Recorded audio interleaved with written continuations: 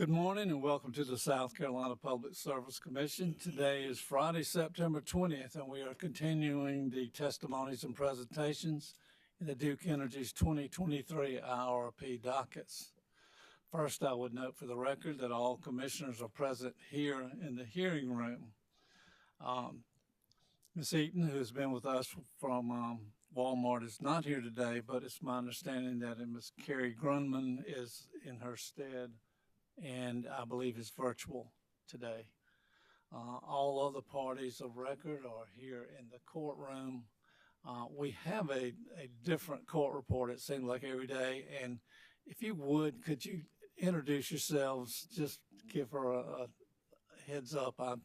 I've made it hard on the court reporter yesterday, I think, by not calling your names every time you testified or spoke. Could we do that, starting with you, Mr. Will? Yes, sir. Good morning, Mr. Chair, members of the commission. I'm Sam Wellborn on behalf of Duke Energy Carolinas and Duke Energy Progress. Mr. Chair, would you like for us to call witnesses, or would you like for the council to introduce themselves? Let's go around the room. Yes, sir. Say. With me this morning, I have Brett Breitschwert of the firm McGuire Woods. Mr. Lyle Trawick is here as well from the firm Robinson Gray. Thank you. Say CCL.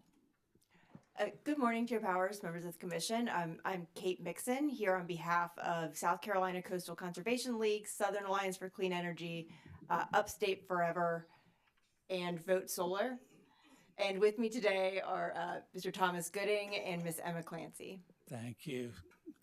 Sierra Club.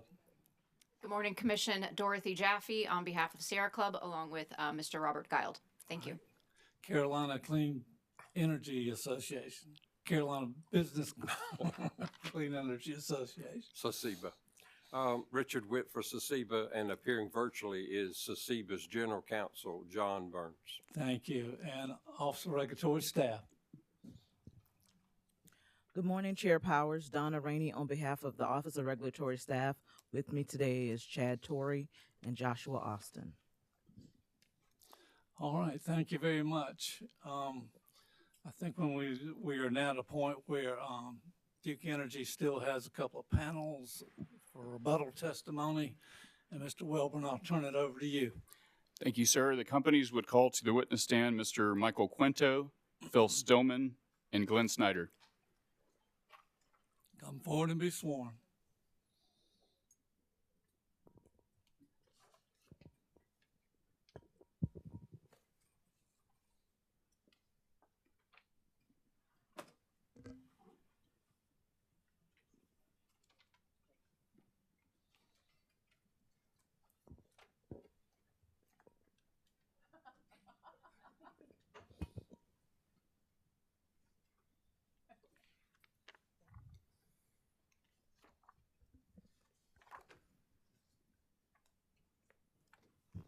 All right, sirs, raise your right hand, please. Do you swear affirm the testimony you're about to give to be the truth, the whole truth, and nothing but the truth? Yes. I do.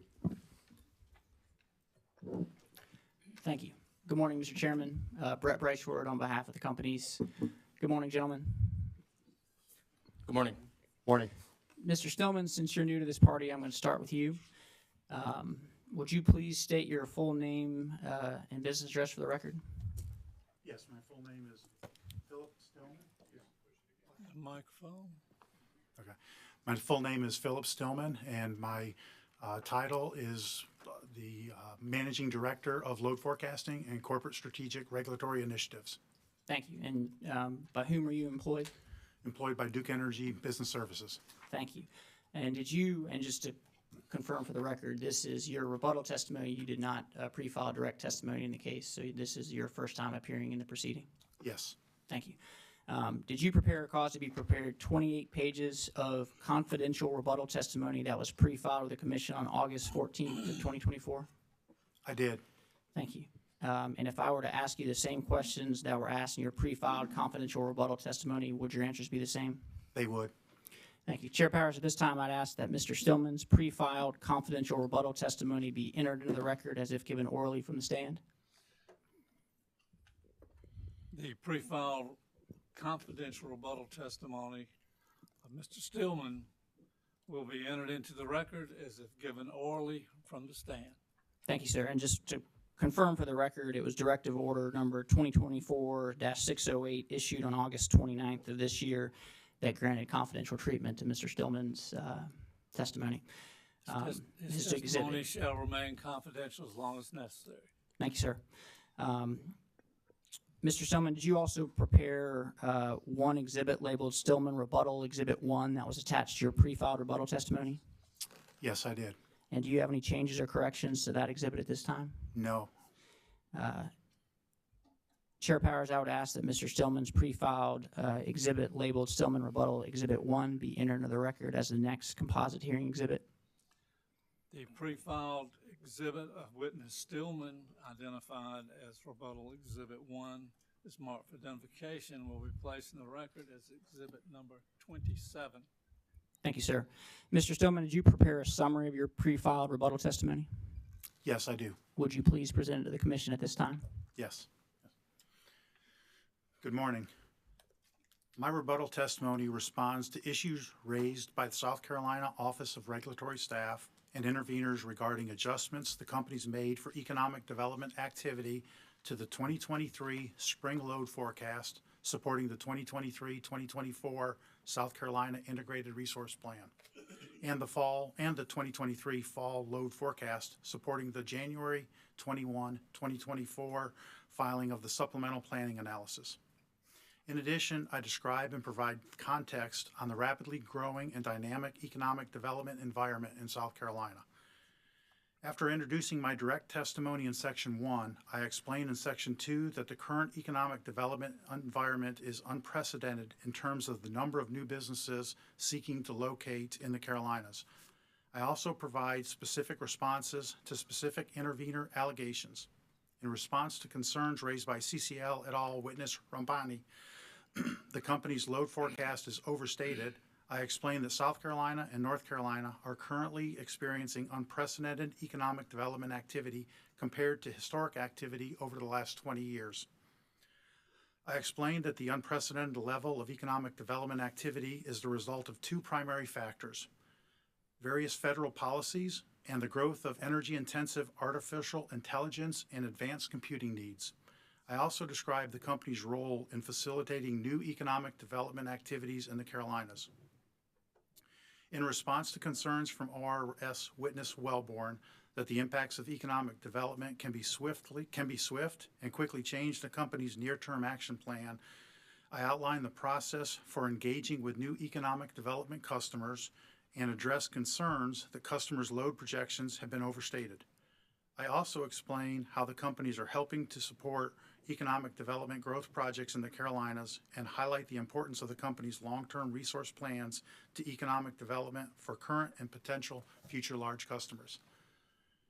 In Section 3 of my testimony, I discuss how material changes to the economic development environment necessitate responsive changes to the load forecast. Specifically, I agree with ORS that the forecast adjustments are necessary to capture the unprecedented level of economic development activity in the Carolinas and describe the process the companies followed to track new large load additions and incorporate them into the company's load forecast. I address witness Rampani's concern about prospective economic development customers' load not materializing, explaining that uncertainty is inevitable and that the companies have taken a conservative approach to forecasting. I also discuss the process the companies have implemented to track large load additions. I explained that the information exchange between customers, the economic development team, and the large account management team allows the company to incorporate well-informed, full load project expectations in the forecasting process, thus allowing validation of the economic development adjustment. In Section 4 of my testimony, I discuss why integrating economic development into long-term resource plans is critical to supporting current and advancing future economic development activity. I explained that the companies are willing to provide annual reports in future IRPs related to economic development.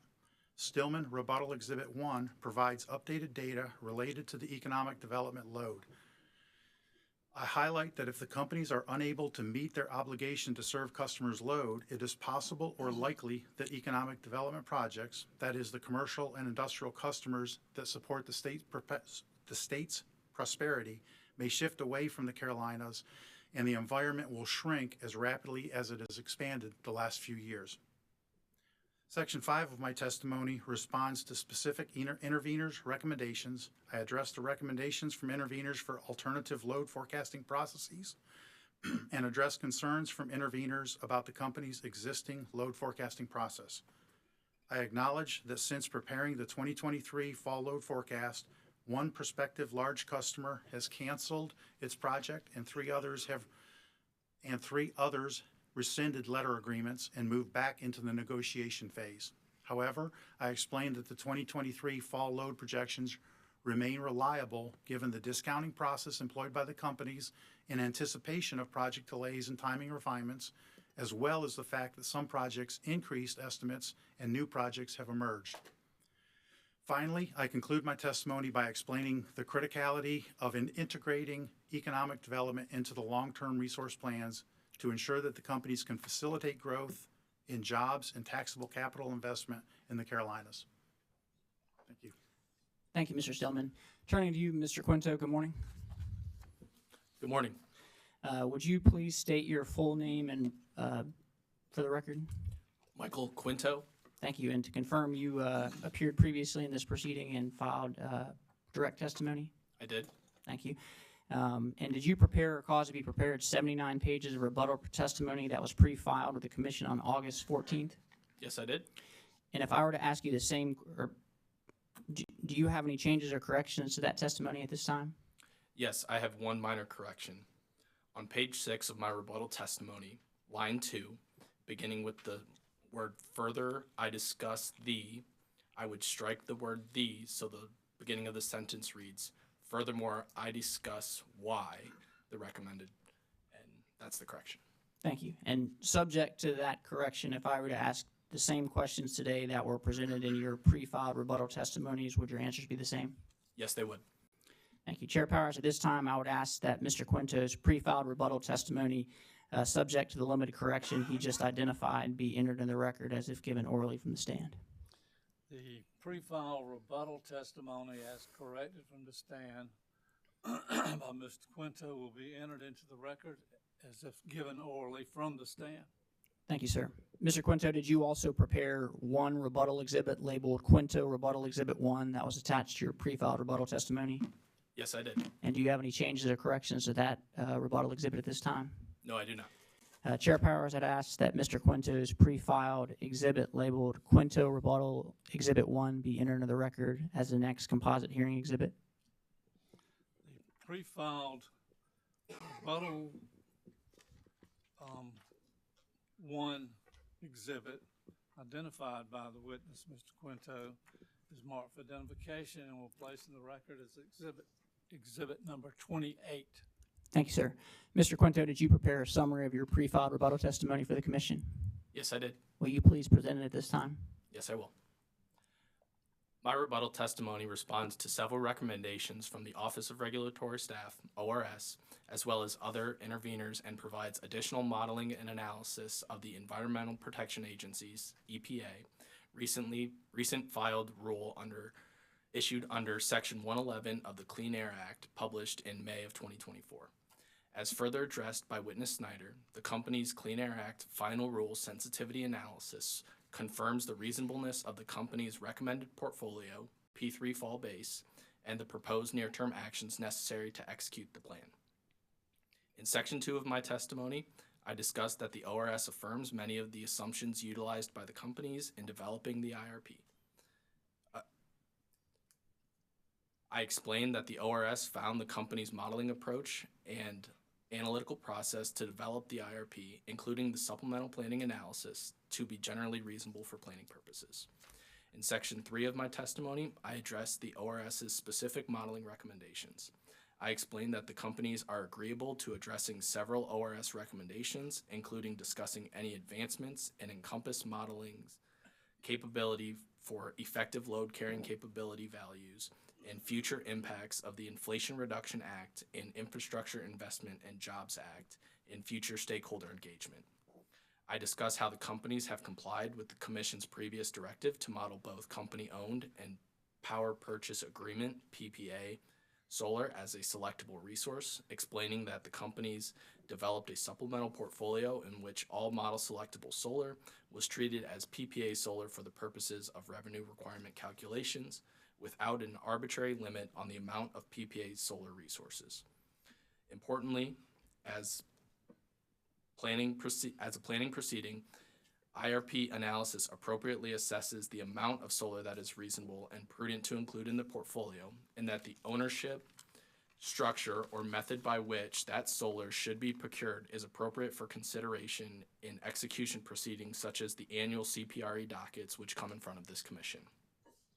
In response to another ORS recommendation, I address how the company's IRP recommended portfolio P3 fall base takes into account the risk of wind resources and new nuclear planned for the early to mid 2030s not being available within the timeframes or cost expected.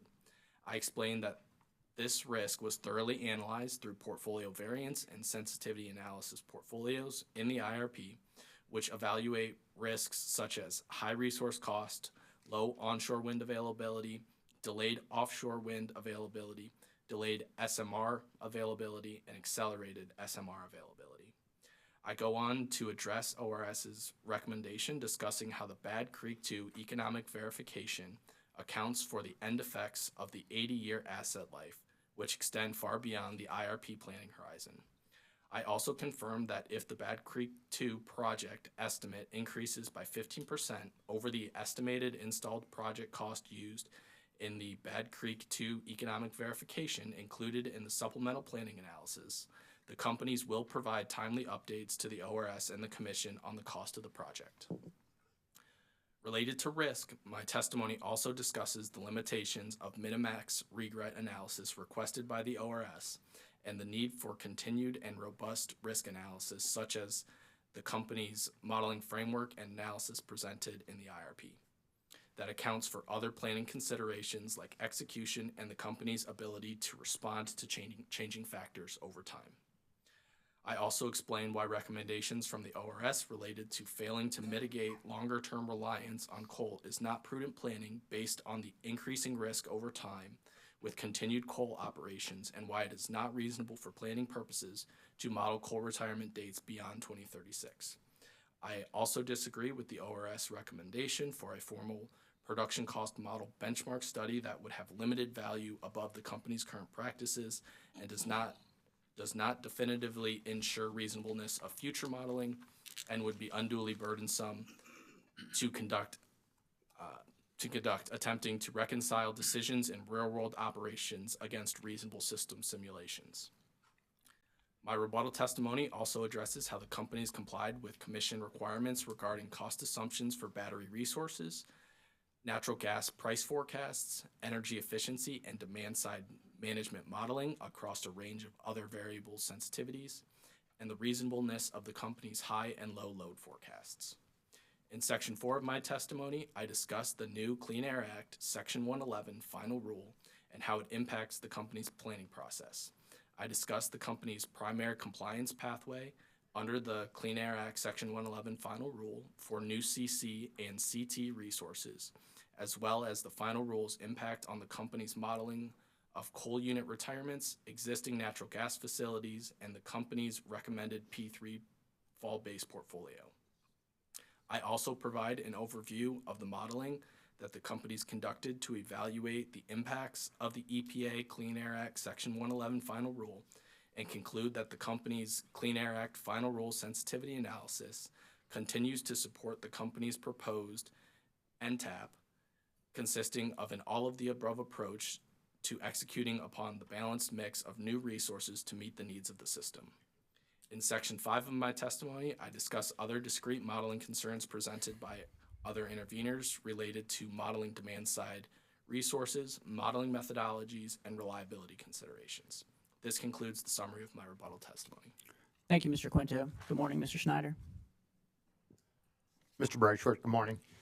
Would you please state your full name for the record? Glenn Snyder. Thank you. And you previously appeared before the commission and presented pre-filed direct testimony in this proceeding? Yes, I did. And did you prepare or cause to be prepared 61 pages of confidential rebuttal testimony that was pre-filed with the commission on August 14th of 2024? Yes, I did. And if I ask you the same questions today that were identified in your pre-filed rebuttal testimony, would your answers be the same? They would. Thank you. Chair Powers, at this time, I'd ask that Mr. Snyder's pre-filed confidential rebuttal testimony be entered into the record as if given orally from the stand. Objection. Chair Powers, with the motion, sorry, this is Joshua Alston with the Office of Regulatory Staff. Yes, sir. Just with the motion to strike still outstanding, I just wanted to preserve the objection to certain portions of Mr. Snyder's rebuttal testimony pursuant to that motion. Your motion's preserved throughout the hearing. Thank you. Should I move it again? Then the pre-filed confidential rebuttal testimony of Glenn Snyder will be entered into the record as if given orally from the stand. Thank you, sir. And for the record, Mr. Snyder's confidential treatment was established by Directive Order 2024-608 issued on August 29th of this year. The testimony will remain confidential as long as legally necessary. Thank you, sir. Mr. Snyder, did you also prepare a exhibit labeled Snyder Rebuttal Exhibit 1 that was attached to your pre-filed rebuttal testimony? I did. And do you have any changes or corrections to that exhibit at this time? Did not.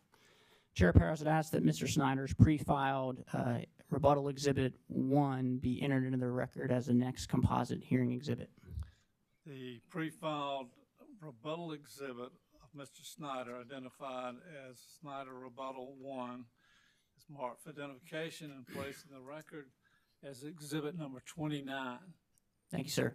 Mr. Snyder, did you prepare a summary of your rebuttal testimony for the commission? Yes, I did. Would you please present it at this time? Certainly. Chair Powers, Commissioners, good to be back with you this morning.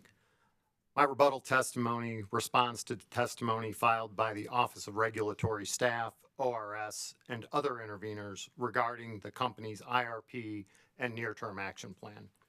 Section 2 of my testimony explains that the company's IRP complies with the laws and regulations of both South Carolina and North Carolina, as well as federal law, and notes that ORS does not take issue with the company's dual state planning approach.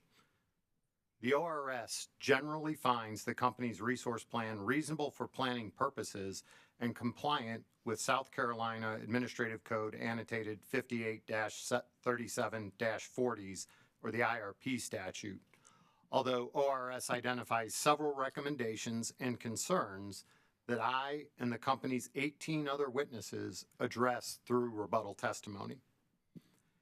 In Section 3, I address how the company's IRP fully complies with the IRP statute subsection B1, filing requirements, and highlights the robustness of the information the company's provided through the IRP documents and discovery responses to interveners in furtherance of transparency and sharing of detailed information supporting the company's IRP.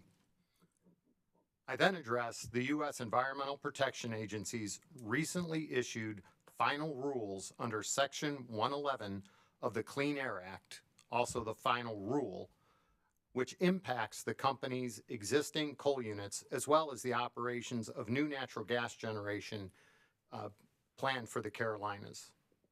I discussed the company's CAA Section 111 Final Rule Sensitivity Analysis, sponsored by witness Quinto, which shows the near-term resource additions of P3 Fall Base are well suited to meet the requirements of the final rule and highlights the potential impact the rule may have on resource needs in the longer term.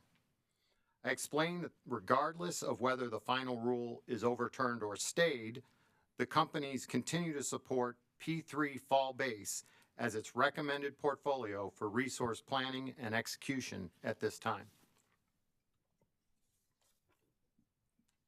In Section 4 of my testimony, I explained that although the ORS's review identified risks associated with portfolios P0 and P3 Fall Base, ORS does not render an opinion as to which of the company's portfolios represents the most reasonable and prudent plan for South Carolina. Nonetheless, the ORS concluded that in comparing portfolios P1, P2, and P3, portfolio P3 appears to be the most reasonable. My testimony then provides an overview of P3 Fall Base, explaining that it is the most reasonable and prudent plan to serve South Carolina's future capacity and energy needs, highlighting that in addition to being compliant with all state and federal laws and regulations, it provides additional capacity and energy needed for load growth across the company's system while reducing risk for customers through disciplined and orderly retirement of the company's 15 remaining coal units in North Carolina and the replacement or repurposing of those sites with equally reliable resources. Section 5 of my testimony highlights the Commission guidance on the company's near-term action plan is crucial as it will provide critically needed direction on how to progress the state's energy future. The Commission has recently provided similar planning and execution guidance to other South Carolina utilities. Specifically, in the Commission's most recent review of Dominion Energy South Carolina's 2023 IRP, the Commission deemed Dominion's action plan to be a reasonable and appropriate as a guide for its generation and transmission planning and procurement activities in the near term, subject to updates as warranted, which is the type of guidance the companies are now seeking from the Commission. I then explained that receiving similar, clear guidance from the Commission on near-term actions that the companies should take to serve South Carolina is of critical importance from a resource planning perspective. Section 6 of my rebuttal testimony then responds to specific ORS recommendations and findings.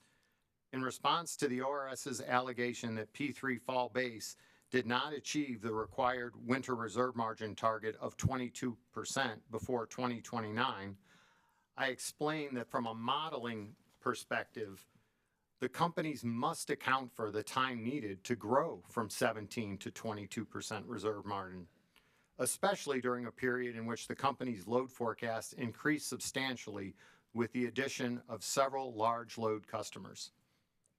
I then explained that the IRP meets all past Commission orders and the companies are requesting, as recommended by ORS, that the Commission discontinue imposing the following planning directives for future IRPs. Number 1, use of NREL ATB low figures for battery storage costs. 2, revise the natural gas price blends in the gas price forecasting methodology. 3, evaluate high and low energy efficiency and demand side management cases across a range of fuel and CO2 assumptions. 4, preparing additional load forecasting scenarios addressing uncertainty evaluated in the resource planning adequacy studies. Finally, I addressed several remaining recommendations from the ORS, including explaining why the appropriate mix and timing of varying resource additions is determined in an IRP process rather than through an all-source procurement process, and why the companies did not perform additional modeling of P0 as recommended by the ORS for inclusion in the company's rebuttal testimony, due to the timing and magnitude of the request, as well as the lack of relevance and utility for this proceeding. This concludes my rebuttal testimony summary. Thank you, Mr. Schneider. Mr. Chairman, one additional matter that we wanted to put before the Commission before making the panel available for cross-examination. On September 11th, the companies filed a letter with the Commission in the dockets that identified that the Office of Regulatory Staff in their rebuttal testimony presented a new modeling recommendation, a modified proposal that had not been previously made in their direct testimony, and that the companies felt required a response for the Commission to have a fully informed record. We identified in that letter that companies would be willing to engage with ORS in advance of the next comprehensive IRP to further discuss that modeling recommendation, and that Mr. Schneider, as well as Ms. Smith, who addressed portions of that letter as well, would be available for questions from the Commission on that modified recommendation, as well as the contents and responses presented in that letter. So at this time, we would also move to make that letter a exhibit in the proceeding as well, so the Commission can consider it and have additional discussion with the witnesses that we tendered to be available to address it to the extent that's of interest to the Commission. And I would object, Chair Powers, It's a letter from counsel after the SIR rebuttal had been filed, essentially a SIR rebuttal letter of some sort, and I don't think that that's evidence, nor have they laid the foundation to bring that letter into the record. Well, I believe the letter is there and it's been seen, but I don't quite understand how that letter becomes evidence.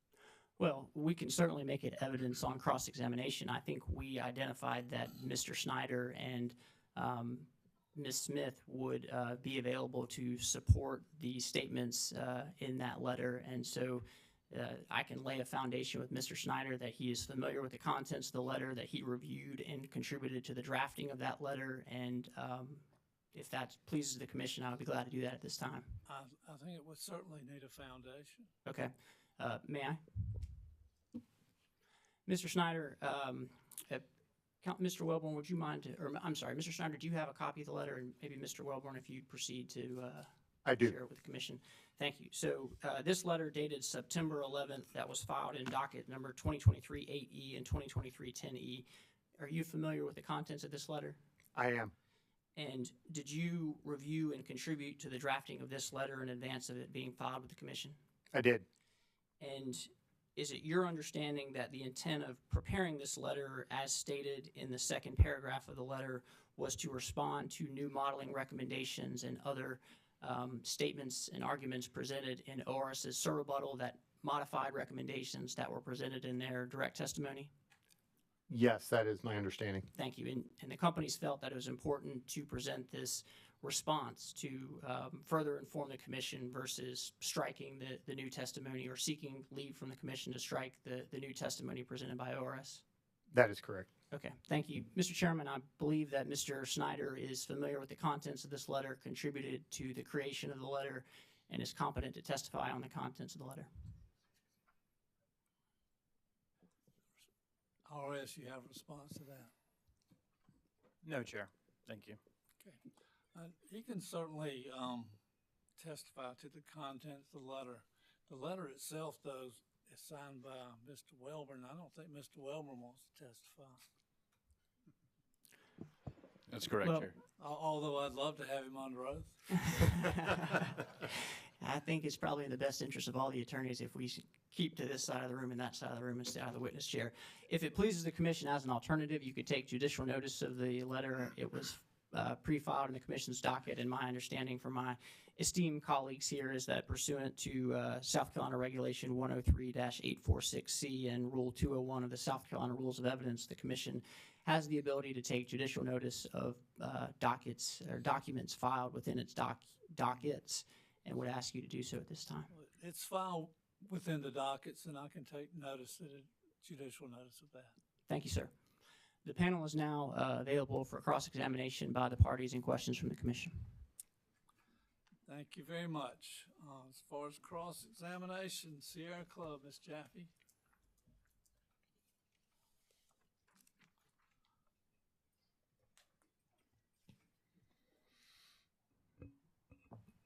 Thank you and good morning. Dorothy Jaffe on behalf of the Sierra Club. And I believe most of my questions should be directed at Mr. Quinto, but if any other members of the panel are able to respond to the questions, then obviously I welcome you to do so. Mr. Quinto, on page 17 to 18 of your rebuttal, you respond to ORS's recommendation that Duke discuss with stakeholders any updates related to the IRA, the IIJA, and the EIR opportunities. Is that right? That's correct. And the EIR program is called the Energy Infrastructure Reinvestment Program, and that was not included as a modeling input in this IRP. Is that also correct? It was not included as a modeling input. I will say that the EIR program is under development under the Loan Program Office right now, and that the companies are evaluating whether or not it's in the interest of customers to pursue those loans at this time. I do also provide a point to docket 2023-319A in front of the commission, which provides semi-annual updates on this. So just generally speaking, are you aware that the EIR program can provide up to $250 billion to utilities in the form of low-cost loans to transition to clean energy? Does that sound right to you? Sounds generally right, subject to check. Okay. So there's a large amount of money out there that utilities like Duke could take advantage of if you chose to apply. Would that be fair? I would say that there's also a large amount of compliance requirements related to those.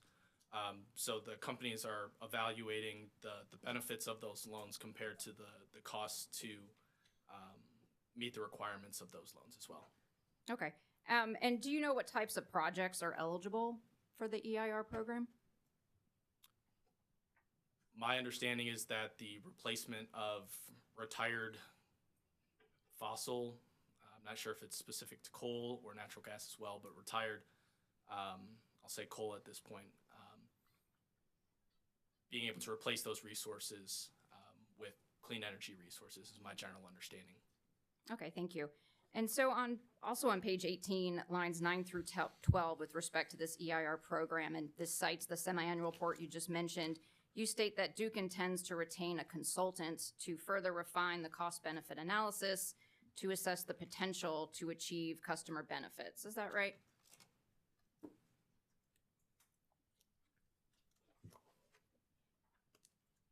I'm sorry, which lines again? 9 through 12, where I believe you're citing the semi-annual report. On page 18? Yes.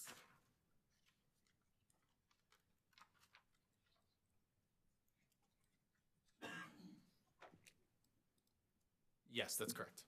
Okay. And that if the results of that study show that there is a benefit to customers, you may integrate that into future IRP modeling. Is that also accurate? That's fair to assume. And that the company also intends to discuss, oh, I'm sorry, let me back up a tad.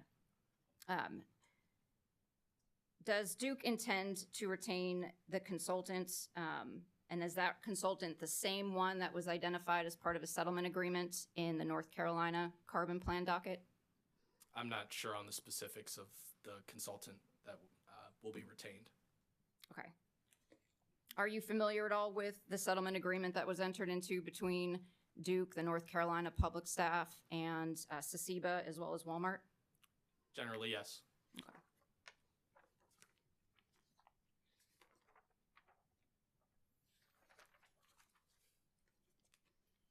Just to show really quickly. Go down. This would be a copy of the amended agreement and stipulation of settlement in that docket. That's what it says at the top. Okay.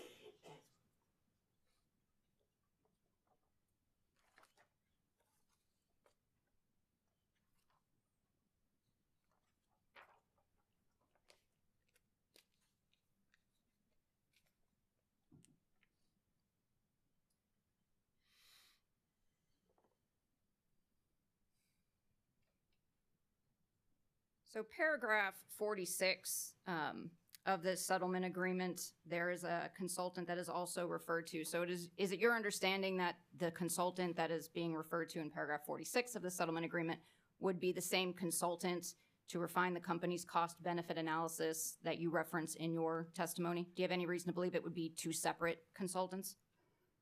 I don't think I can comment on whether or not we would retain the same consultant or not. Is there anybody else on this panel that might be able to respond to that? Yeah, I think, well, I'm not an expert in that area. I would assume it's going to be the same consultant. Okay. And do you happen to know what the scope of that consultant's report will entail? Any member of the panel? I don't know the entire scope. I was in the North Carolina hearings, and I do know that the complexity of these loan programs are immense in terms of what it takes to comply to get the lower interest rate. I remembered hearing discussions on needing to track every single part from its source of origin, and that comes into that clean energy resource, and the documentation requirements were pretty enormous, and so I think the consultant was going to come in to ascertain what would be involved in compliance with this to get the lower interest rate and what the costs would be for compliance. And I will say I'm not the expert on that, but that is my general understanding of just from a layman's perspective of the scope of that work. Okay, thank you, and I appreciate that. So within this paragraph 46, it states that the North Carolina public staff will be included on all meetings and correspondence with the consultant. Will any stakeholders or will Office of Regulatory staff here in South Carolina also be included in that correspondence or meetings? I would assume if Office of Regulatory staff would be invited to be involved, but again, that is not my area.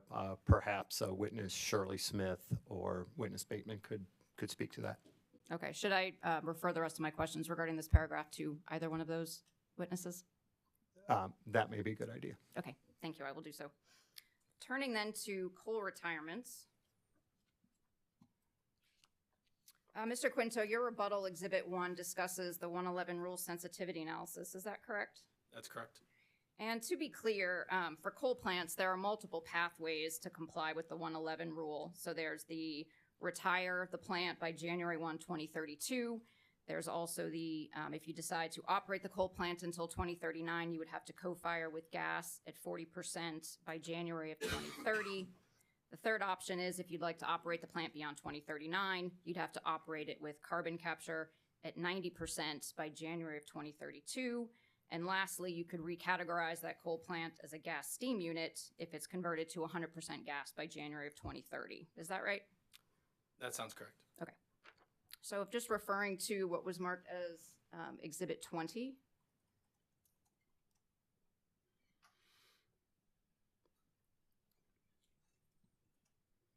So according to this chart and based on the dates that we just talked about for compliance under the 111 rule, your current coal retirement plans under P3 fall base match up with the 111 analysis, and most of those coal plants would retire by that 2032 deadline. Is that correct?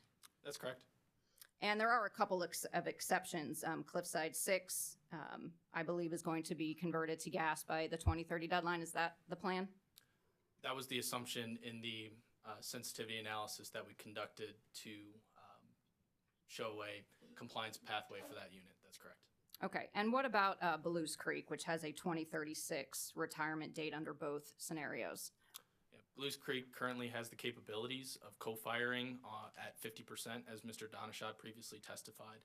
So that unit is capable of meeting the emissions reduction requirement for a midterm retirement subcategory. For reference, that's Table 4 in my rebuttal testimony. It has a nice summary of the requirements that Ms. Jaffe and I just discussed with respect to the existing coal units. It also has the emission standards for the new gas units as well. So is the company's plan right now to have it operate at a 50% gas by the 2030 deadline in order to meet the 111 rule? That would be the assumption as of now, yes. Okay. And you mentioned that it is technologically capable. If something is technologically capable of co-firing, does that also mean it's cost effective for ratepayers? I would say you would have to measure that against the alternative. My recollection of the optimization of this portfolio is that it primarily operates on natural gas beyond these two units, Belews Creek 1 and Belews Creek 2, primarily operate with a large portion of natural gas generation over that time frame. So at least with the projections that we have at this point, it is economic to operate that unit as a gas unit. In the alternative, if the economics were to change, that may be a consideration of what's the alternatives. So the company would then do a future analysis to determine if that was in the best interest of ratepayers to convert it or to go ahead and operate at 50% gas. Is that correct? I think that's right. As we continue to get more information on how these price dynamics, and I'll just draw attention, the final rule was issued in May of 24. This is the first analysis that we've done under this, and we're going to continue to get more information as we work with our state regulator to understand the state implementation plan for how coal units get put into these different categories and what the state's approach is going to be with respect to how to assess these units and how they would be meeting or complying with the emissions guidelines for new coal units, or for existing coal units, excuse me. Okay, thank you. And then the last one that currently would not retire before 2032 is Roxborough 2 and 3, and that's currently set for 2034. Is that correct? That's correct. And what are the plans for Roxborough to comply with the 111 rule? So Sorry, that was me.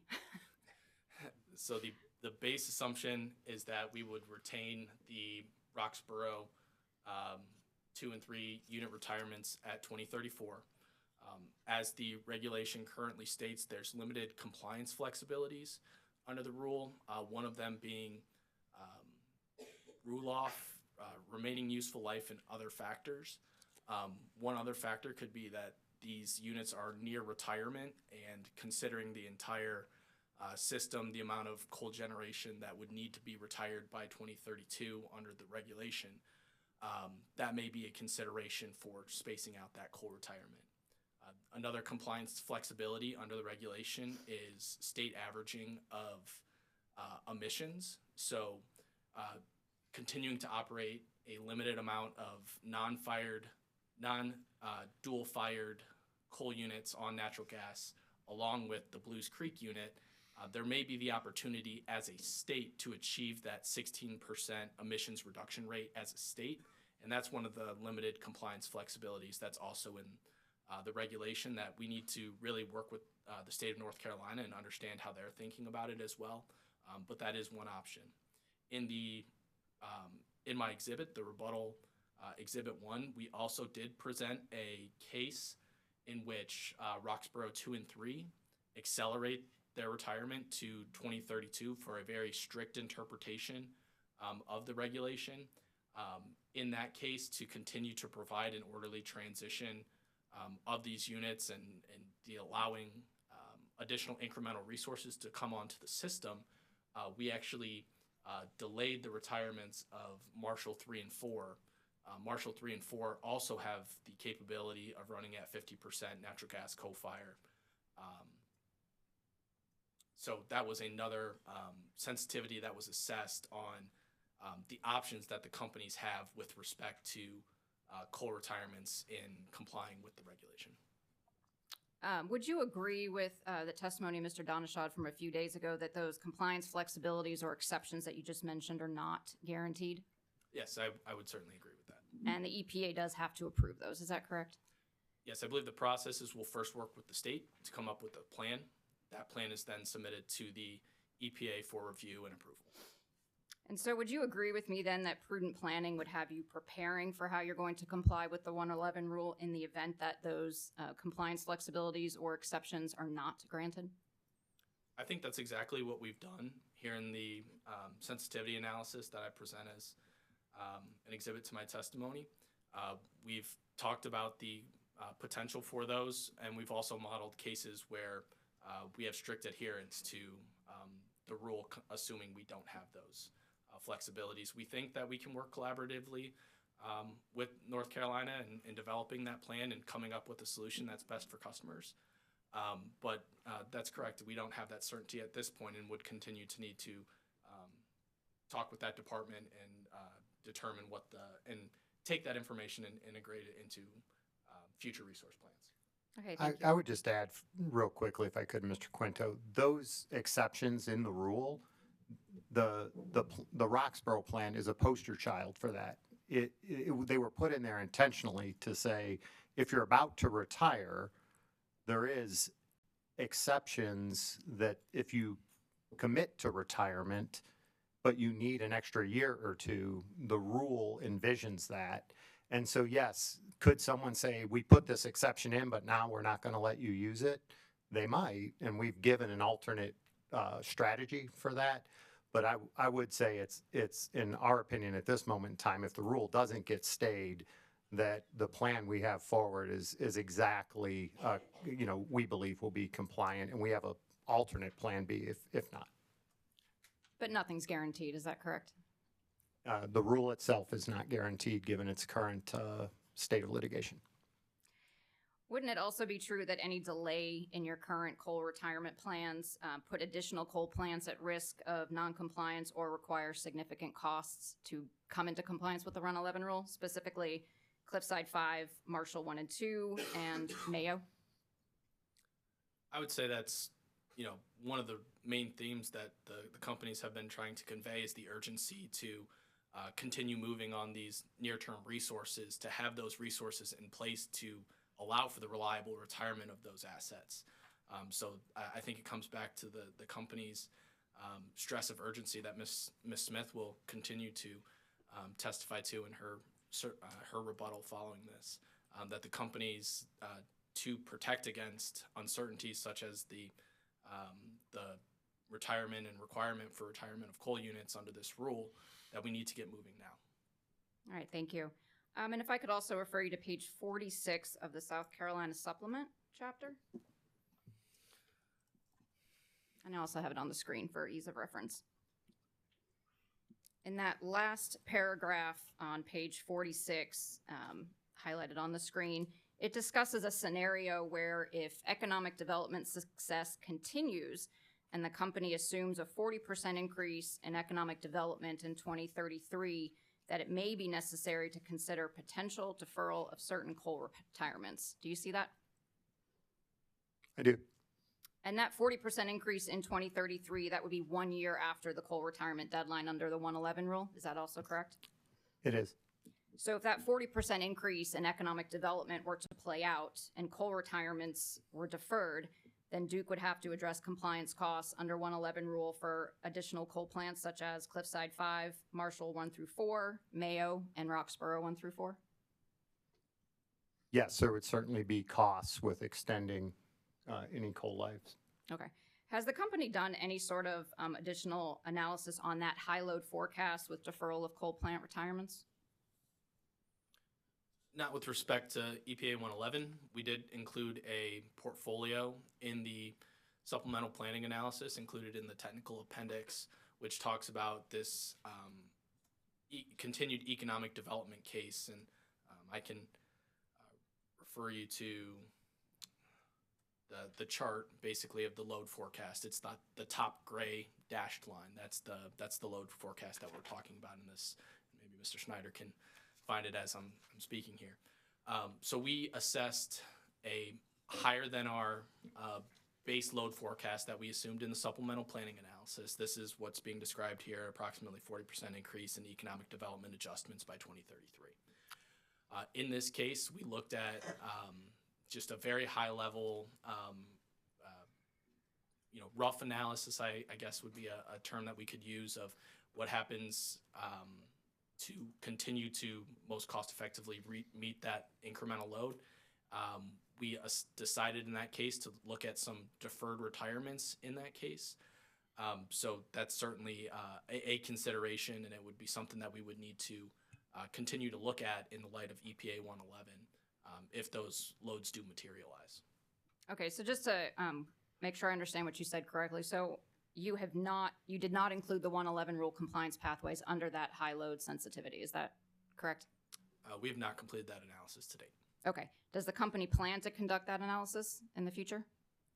As we continue to evaluate load forecasts as part of the IRP, is required under the IRP statute. We're supposed to look at a wide range of load forecasts, and as the resolution to the Clean Air Act Section 111 rule, how that continues to get determined, we'll factor that in and continue to assess it under a wide range of different assumptions, load forecasts, technology costs, other ways to mitigate risk.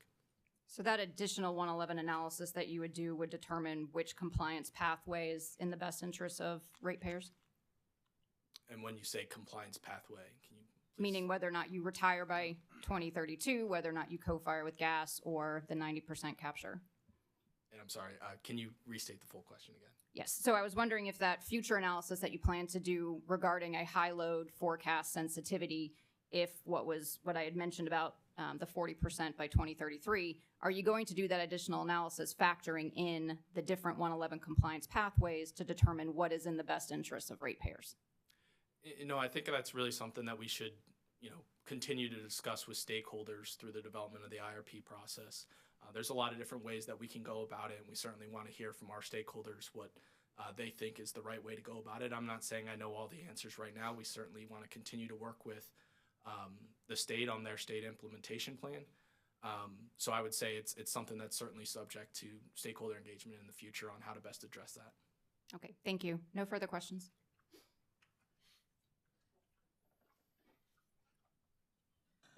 Thank you, Ms. Jaffe. CCL SACE, Ms. Mixon.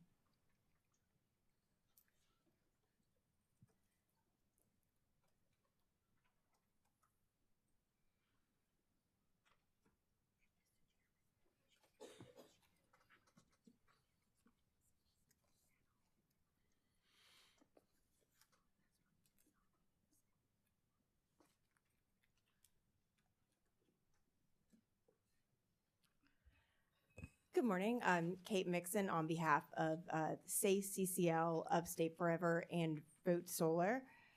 If it's acceptable to the commission, Ms. Clancy and I are going to split this panel. I have some questions for Mr. Quinto, and Ms. Clancy will have some questions for Mr. Stillman.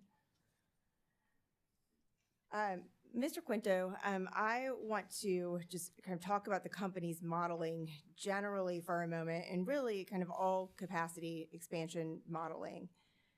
Can you explain in general what it means when the model selects a resource as economic? Yes, this is probably going to be a long answer, so continue to bear with me. The modeling process is very complex.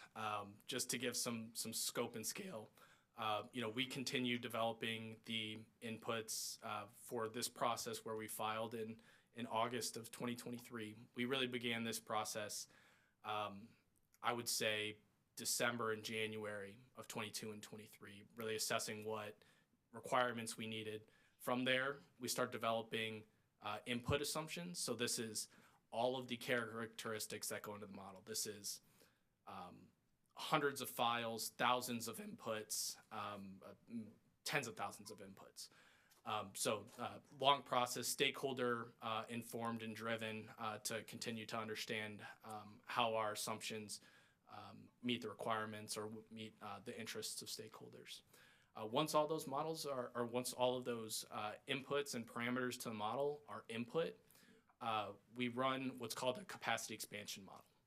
So this evaluates the costs and benefits of all of the units on the system, and for comparison, the companies have hundreds, I would say over 200, maybe over 300 individual units that are modeled in their IRP process.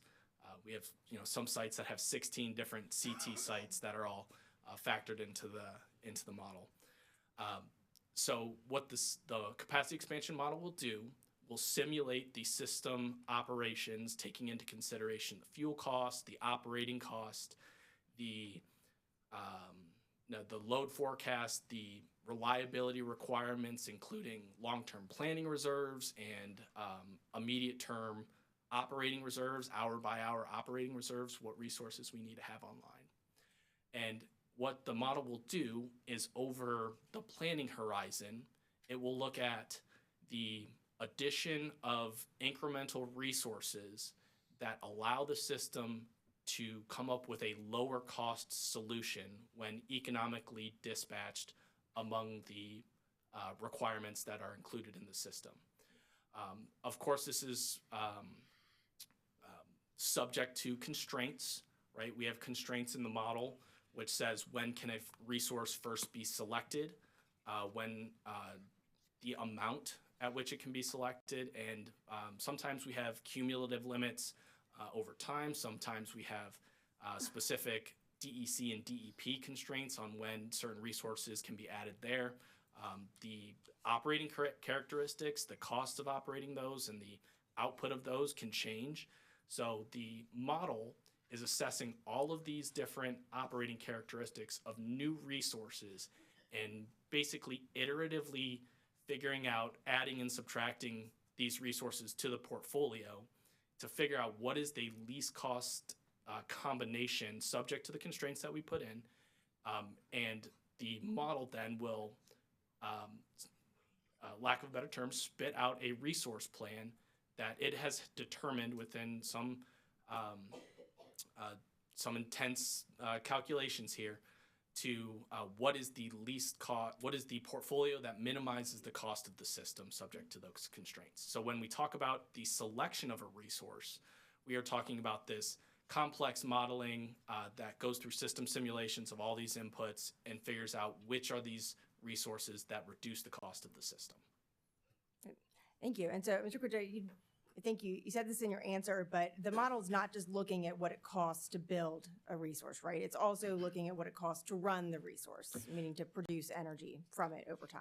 And that's absolutely right. I would say that our models are very sophisticated. They're looking at all different types of parameters, its ability to turn up and turn down, shut off, turn on, all of these different characteristics. One of the things I heard Commissioner Williams say was that LCOE was your Bible.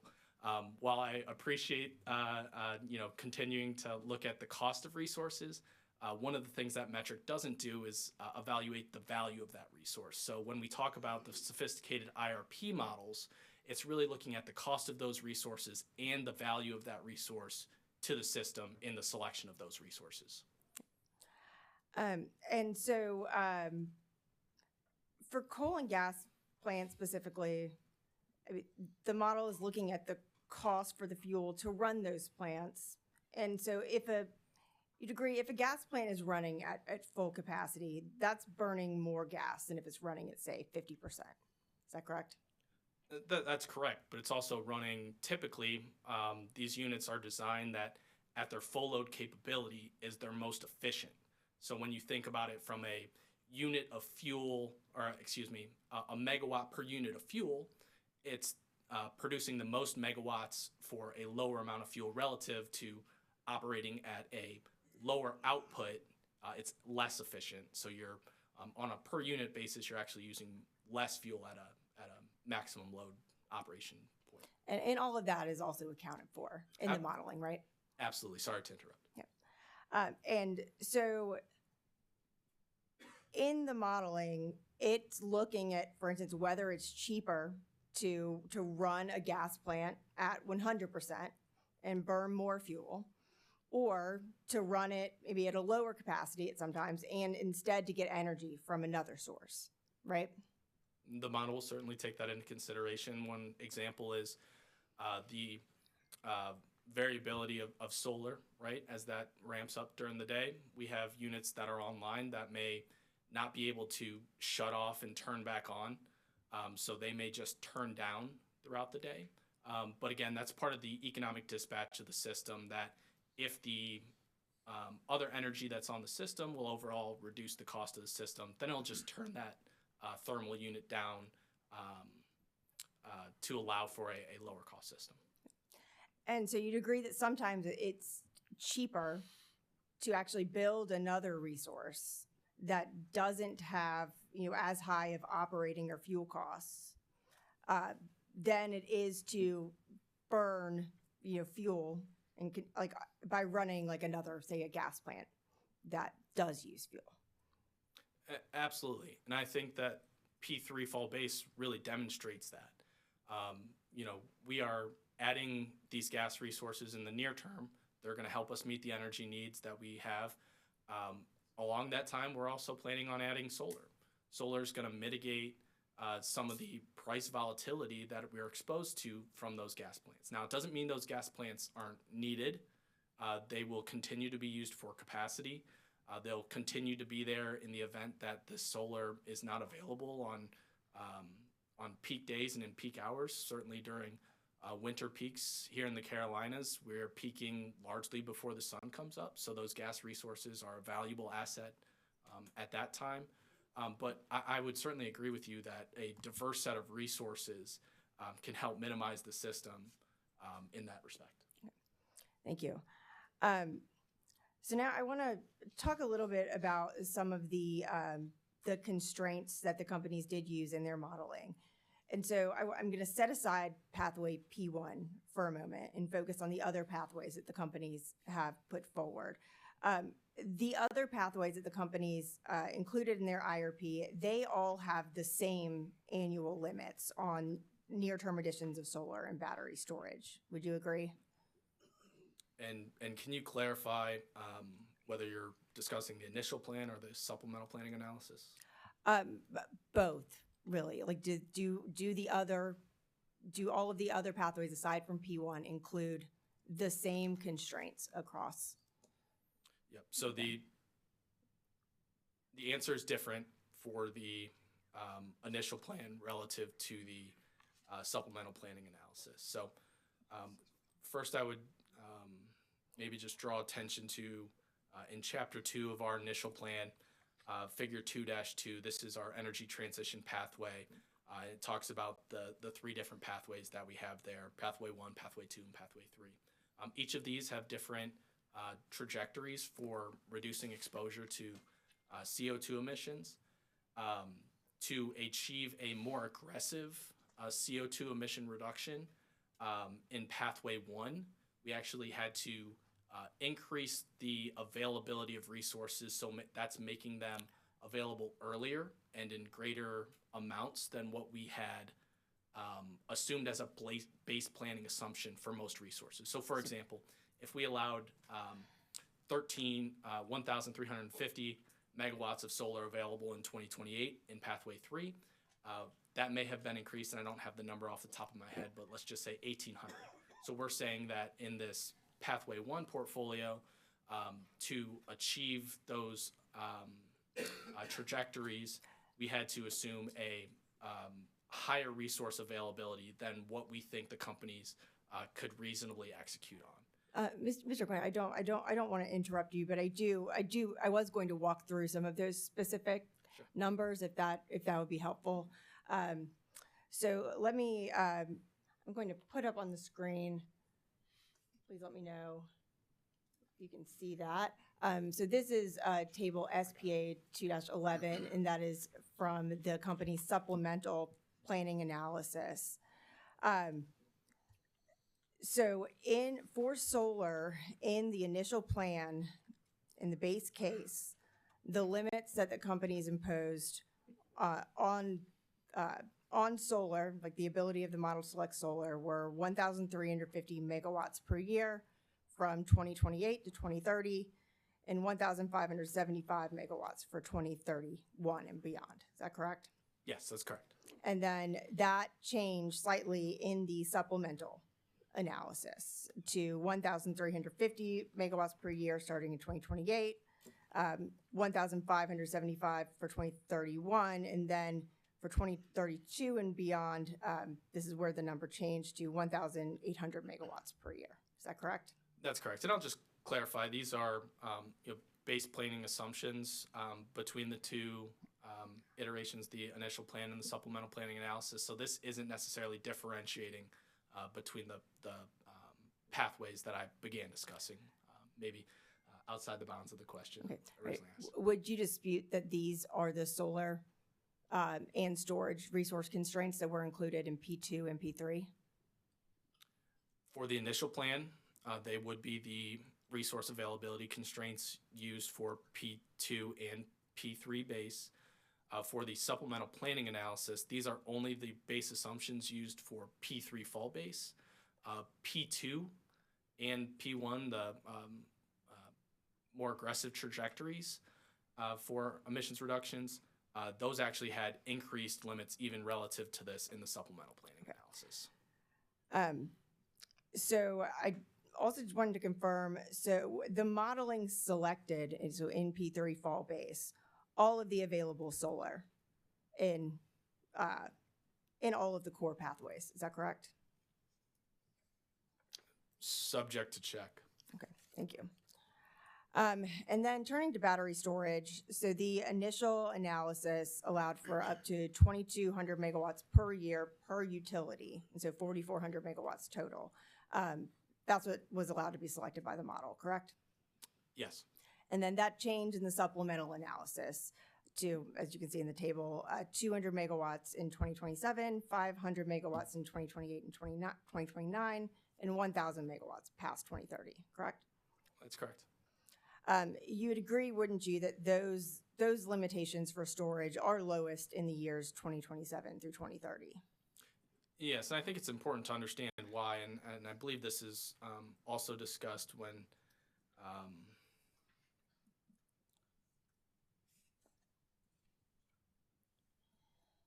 on page 26 of the supplemental planning analysis, where I talk about standalone storage and the resource availability assumptions.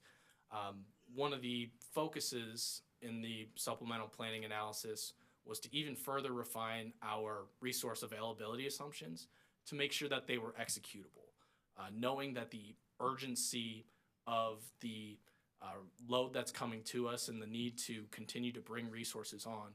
We didn't want to overstate what we think could reasonably be added to the system in that time frame.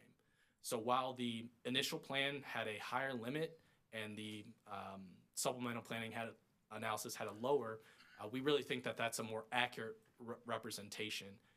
And I'll just add that in the initial plan, there was no point in time when any of the plans selected 2,200 megawatts per utility for standalone energy storage. So it was by no means a binding constraint or something that the model was hitting up against. Selecting all of that was available. That was not the case.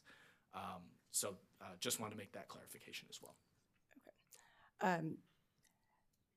So turning to the P1 pathway, that model was, or that pathway, actually, let me go back. So you agreed that those limitations are lowest in 2027 to 2030. Those are the years that are leading up to or including the bulk of the company's planned coal retirements, aren't they? The companies have a couple of smaller units that are expected to retire by the end of this year. Beyond that, the majority of coal retirements begin in 2029 through 2036. Correct. And so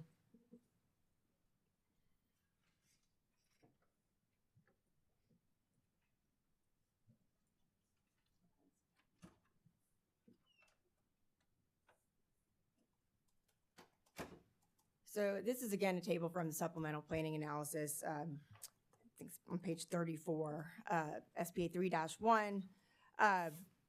Don't need you to do the math here, but setting aside Allen, would you agree that 4,408 megawatts of coal would be retiring between the years of 2029 through 2032?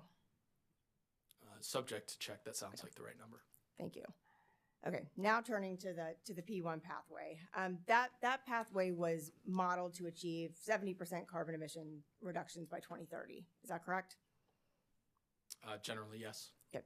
And in that pathway, the model was allowed to select higher levels of renewables than in the other pathways. Is that correct? I would say we had to allow the model to select higher levels of renewables above the company's base planning assumptions that we think are reasonable and executable to achieve that pace, which really underscores the executability of moving at that type of pace. Okay, well, just to confirm some of those constraints here. So in the initial plan, again, for solar, the annual limit for both companies was 1,800 megawatts. Actually, I think I have the wrong one up. I'll pull that up in just one second. In the initial plan for solar, the annual limit for both companies was 1,800 megawatts in 2028 and 2,400 megawatts per year after that. Does that sound correct? I'm sorry, I didn't quite track that. Can you state that again? So in P1, the initial plan was a limit 1,800 megawatts in 2028 and then 2,400 megawatts per year after that. Subject to check, I believe that's the right numbers. Okay. And then in the fall supplemental analysis, and this is table 12 from Ms. Rampani's direct testimony. This is on page 91. those limits increased to 4,275 megawatts in 2028 to 2030, 1,575 megawatts in 2031, and then 1,800 megawatts in 2032. Is that correct? Subject to check, I believe those are the right numbers. Okay. And then for storage, in the initial P1 plan, the model selected 5,100 megawatts of storage by 2030. Is that correct? I'll say subject to check. Okay. Do you know if that changed in the supplemental analysis?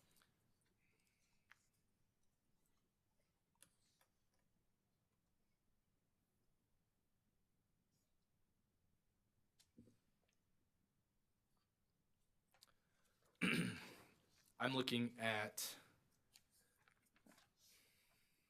page 9 of the supplemental planning analysis technical appendix, where we discuss the P1 fall supplemental. So this is the update to the P1 base portfolio in the initial plan, which then integrates the updated planning assumptions, the load forecast, some of the other factors that have previously been discussed here. Table SPA T-8 is model selected resources for this portfolio through 2030. You can see that the battery listed there is 5,140.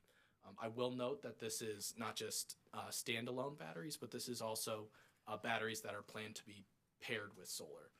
So that really increases the, when you consider the amount of battery that was allowed by the model to be selected paired with solar, it really increases the amount of battery that was able to be selected by the model overall. Okay. Thank you. And then after optimization, the company's added a 20% cost adder to all of the resources in Pathway 1, correct? That's correct. And I'll note that, this is a generic proxy, something to represent, as I've been discussing, that the resource availability assumptions that we provided or allowed for these portfolios greatly exceeded what we think is executable by the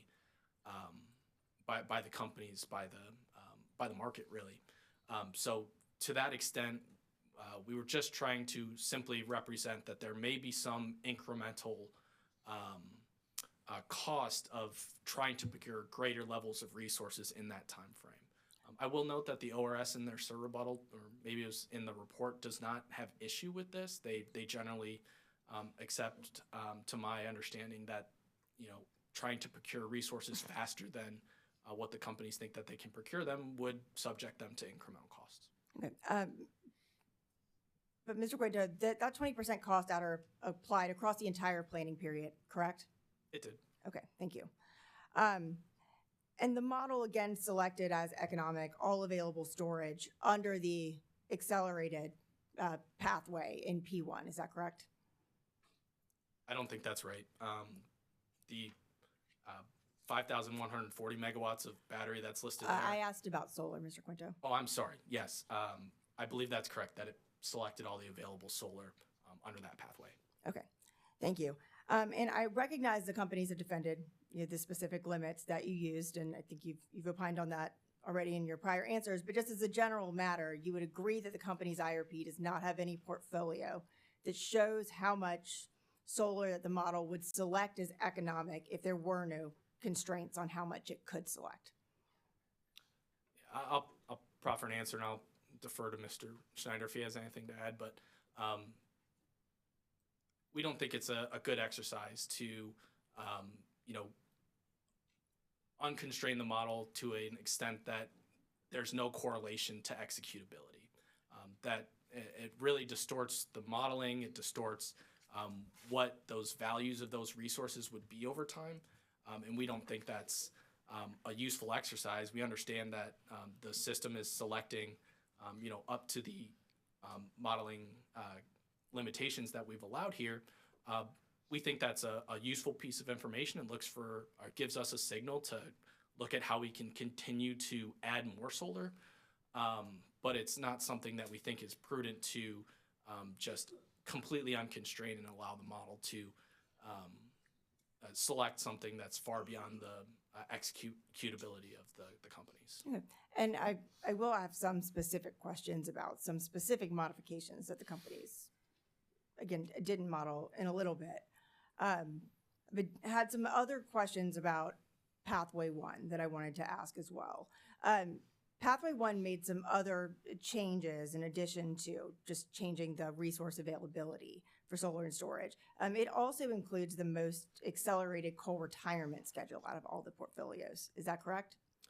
Yes, we used the same coal retirement schedule for the update to P1 base that we did use that same schedule for the development of P1 Fall Supplemental. That schedule, for reference, is available in the Appendix F, the coal retirement analysis. Right. And so, for example, in Pathway 1, like Cliffside 5 retires in 2029, whereas in P3 Fall Base, it retires in 2031. Is that correct? Subject to check, I believe that's right. Okay. Pathway 1 also retires Blues Creek 1 and 2 in 2030, correct? That sounds right. Okay. Whereas, again, P3 now retires Blues Creek after 2035. Is that correct? At the end of 2035, that's correct. Those are the largest coal units on the company system. Is that correct? Blues Creek 1 and 2. Yes, individually, each of them are 1,100 megawatts roughly. Those would be the largest coal units. They're also the most efficient. They're supercritical, which is a boiler technology that's more efficient than subcritical coal. Again, these are the units that are also co-fired with natural gas that allows for flexibility around fuel operations. Thank you.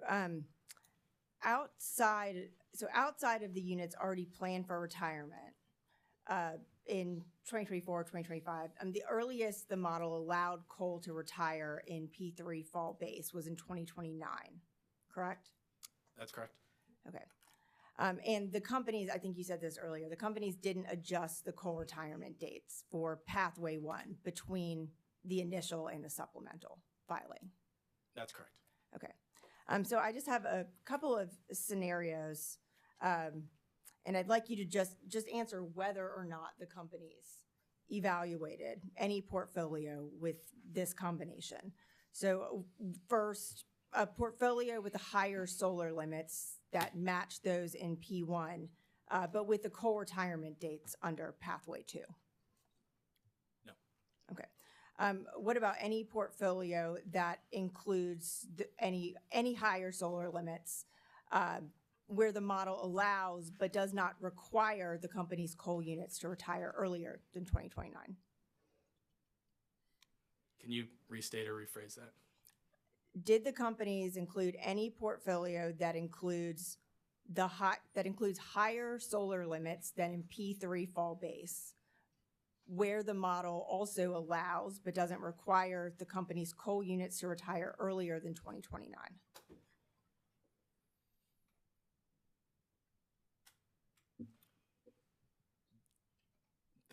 None of the company's portfolios allowed the coal retirements prior to 2029. I'll just state that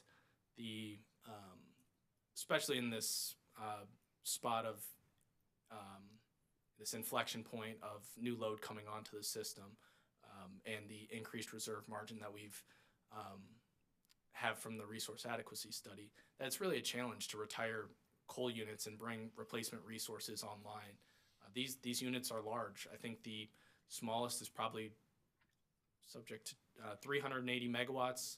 So that's a pretty good sized resource to replace that. And we have, as I just discussed with Ms. Mixon, 4,400 megawatts roughly through that 2031 timeframe that needs to be retired. So allowing the retirements of those units earlier would continue to put pressure on reliability, as pointed out by the ORS, that even with our coal retirement schedule that we have currently, that the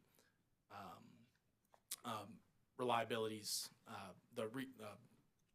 reserve margin isn't being met to that 22% in that time frame. So it continues to challenge that. I will say, even if we were able to bring incremental solar on. We are a winter planning utility, winter peaking utility, which means that our peak loads come winter mornings when solar isn't available. So those resources are really not able to provide that firm, reliable capacity in the morning that these coal units can at this time. Okay. Mr. Quinto, so switching gears a little, the company's conducted an evaluation of the impacts of Section 111, the final rule, correct? Yes, that's correct. Okay. When the company's conducted capacity expansion modeling, as part of that analysis, did you change any of the solar or storage resource constraints included in the P3 fall base? No, we did not. Okay. So just to confirm, the model could not have chosen an alternative portfolio with any higher level of solar or storage than were included in P3 fall base. That's correct. We continued to use the executable resource availability limits that we supported in the supplemental planning analysis. Okay, and that modeling run also still maxed out those solar additions, did it not? To my understanding, subject to check, I believe that's correct, and I would say that those resources those resources are certainly valuable, especially as we consider the impacts of the rule with the potential for accelerated retirements for coal or limitations on how much we can use new efficient gas resources. So I would agree that it makes sense to continue to add the amount of solar that continues to provide that energy to the system. Okay. And so given that those resource constraints were still in place, you would expect the models to still select the same subset of near-term solar and storage resources that were included in P3 fall base, right? It couldn't have done anything different. It couldn't have selected more. Can't think of why it would select less. It may select a different amount of storage.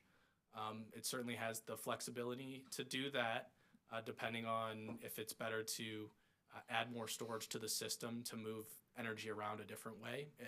The model certainly had the flexibility to do that. Okay. And so based on the company's modeling, the portfolios that were presented in this IRP, you don't know whether if you could find a way to interconnect some higher amount of solar and storage in the near term, if that could reduce costs associated with 111 compliance. Not with respect to 111 compliance. We haven't made any of those runs. I will say in the initial plan, we performed a number of sensitivity analysis portfolios, I believe we categorize them as portfolio variants, but which changed resource availability limits for portfolios and included flexing up the availability of all resources, I believe, maybe with the exception of the timing of new nuclear, but allowed for greater levels of selection, and that's something that we look at and consider when we're evaluating plans and how to execute those plans to mitigate risks and provide opportunities to provide a lower cost system. Okay, and so just to confirm, so the companies did model a high solar availability, a sensitivity in their initial plan, correct? Yes, that's correct. But that was not, again, modeled as part of the 111 compliance No, it was not. evaluation. Thank you. And so you're aware that, whether the companies can or could find a way to interconnect higher levels of solar or storage in the near term. That is the subject of testimony filed by interveners in this proceeding, and in particular witnesses Goggin and Haggerty. Yes, that's my understanding, that they testified to potential value to increasing solar additions in the near term. Okay, thank you. Just one more, just a couple more kind of sets of questions here. So you're aware witness Rampani also expressed some concerns about the SERVM reliability verification step that the companies used for each of the core pathways, right? I believe she addresses that, yes. Okay, and in that step, there were, in some cases where the reliability standard wasn't met, in, I think, P1 and P2, the company introduced additional firm capacity in the form of a CT until reliability was met. Is that correct? In P2 base and P3 base from the initial plan.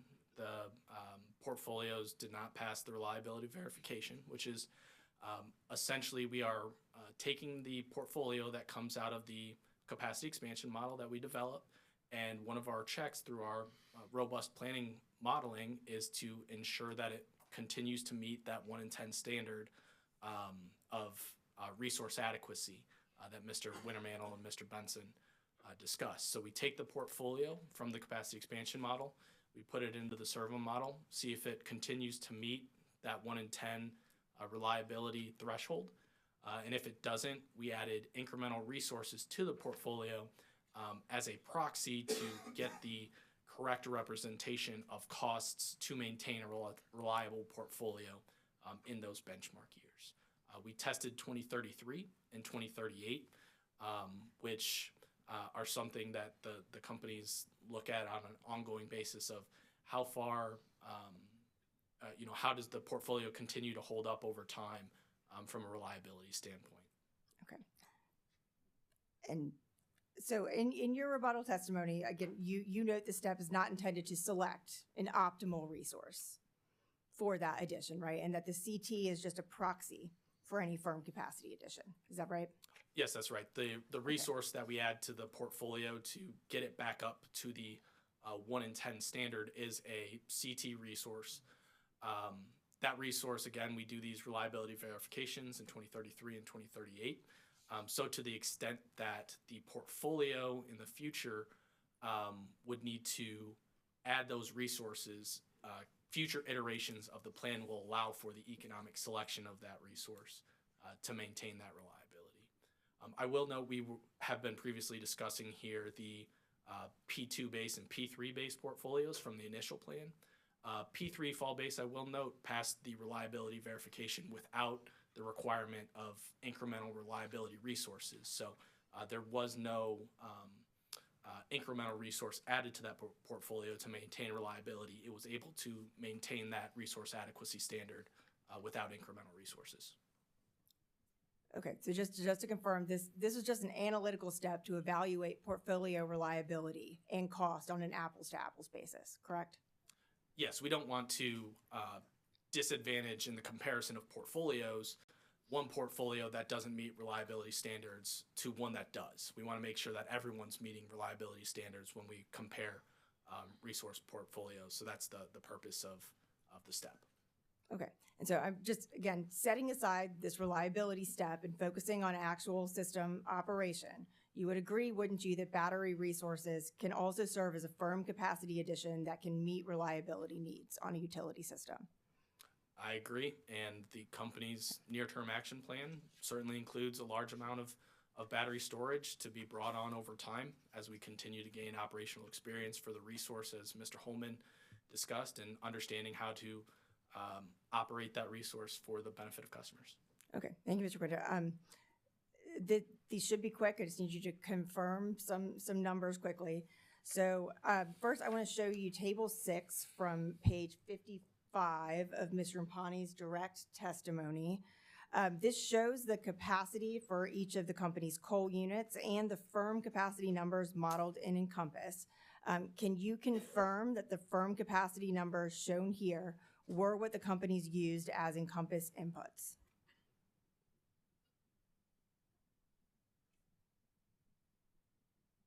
Subject to check, those look correct.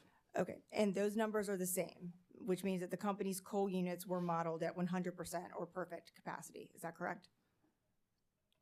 Yes, that the development of the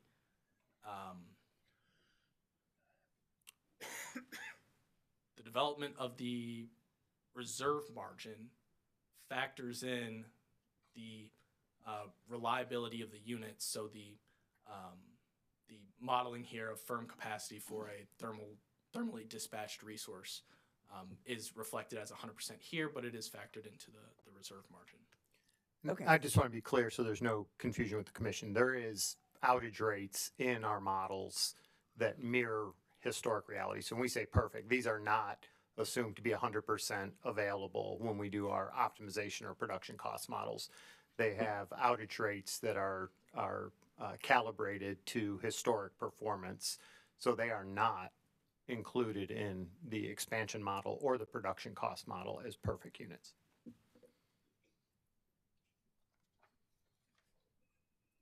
Okay, I'm gonna turn to table 8 in Ms. Rampani's, again, direct testimony. This is on page 76. Again, Mr. Quinto, can you just confirm that the firm capacity numbers that are used here were what the companies used as Encompass inputs for new gas units?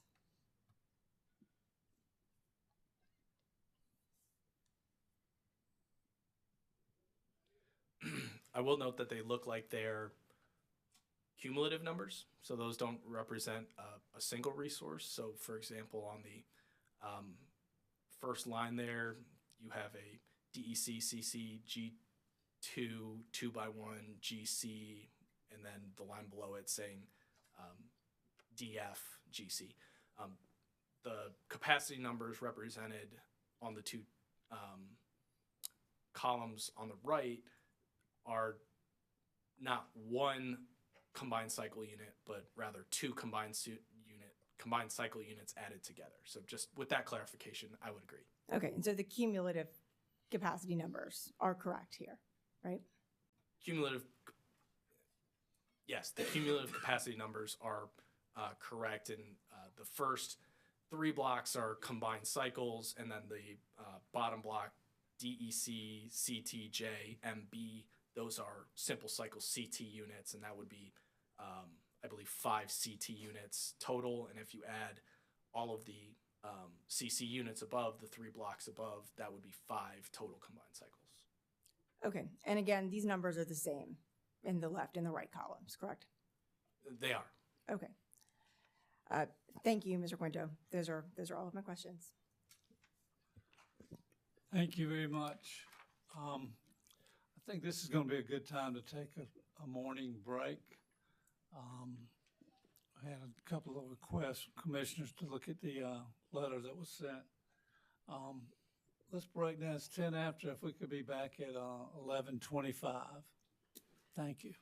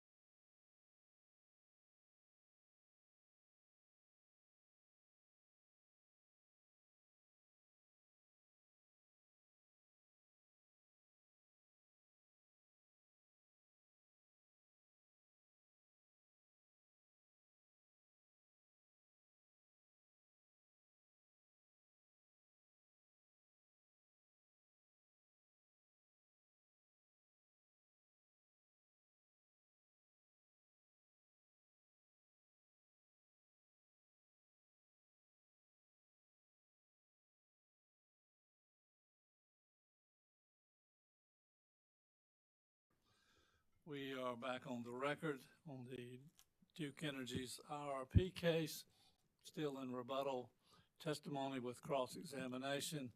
Ms. Clancy, the floor is yours. Thank you, Chair Powers. Good morning, gentlemen. Emma Clancy on behalf of CCL et al. As Ms. Mixon mentioned, Mr. Stillman, I have some questions for you. I also have a brief question for you before I go to Mr. Stillman, Mr. Snyder.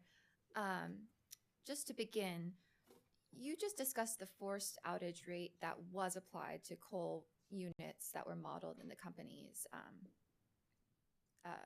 modeling that were modeled in the company's IRP, correct? Yeah, the term perfect capacity was used, and I wanted to be clear that we don't treat them as perfect. We do simulate them experiencing outages. And the sort of adjustment you're referring to, is that the 4% discount that was applied to the company's load in its modeling? No, in Encompass, it's actually each unit's actual performance. So when a unit is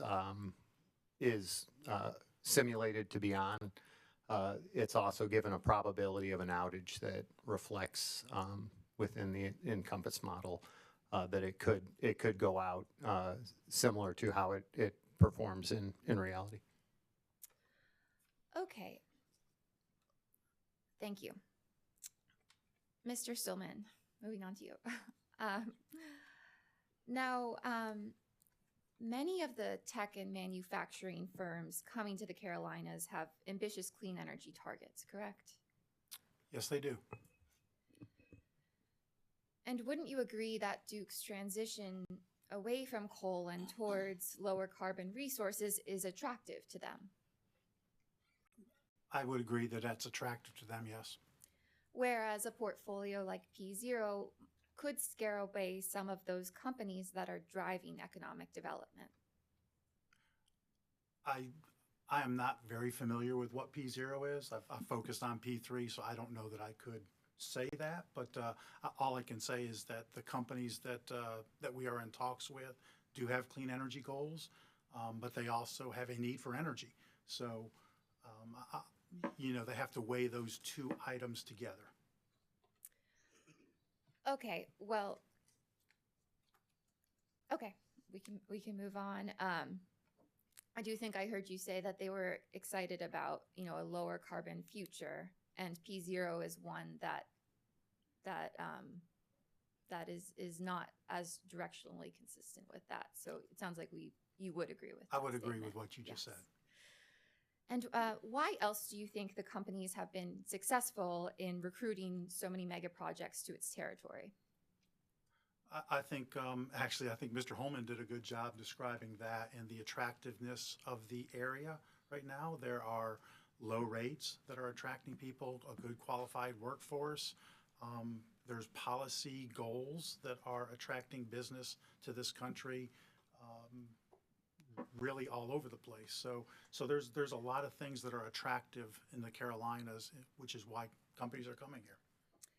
And so it sounds like you do think that the company's competitive retail rates for commercial and industrial customers are part of their successful recruitment. Yes. And the companies are also, based on what I've read in testimony in Appendix D, the companies are actively, working to negotiate arrangements that work for these large new customers, correct?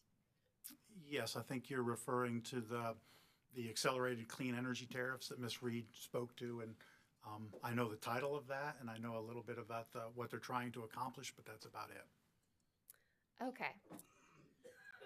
Now you just mentioned, I believe, the Carolinas are not the only or South Carolina and North Carolina are not the only states in this region experiencing economic development, correct? That is a true statement.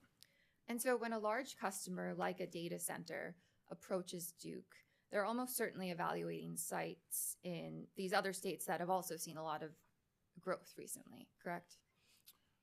I would say you're correct in the way that you phrase that when they approach Duke. In my testimony, I've got a kind of a step-by-step progress that the company goes through as they're in discussions with these entities. And we don't put any, so by the time it gets to the level that we want to include it in the forecast, essentially there needs to be a customer commitment, or it has to be what I call late stage pipeline, where the customer and the company are in serious talks and a commitment is about to be made in the form of a letter agreement or an electric service agreement. So generally speaking, the companies that you just talked about that may be shopping in 3 or 4 or 5 different areas, by the time it gets to our portfolio, we're fairly certain that they're very interested in being in our territory.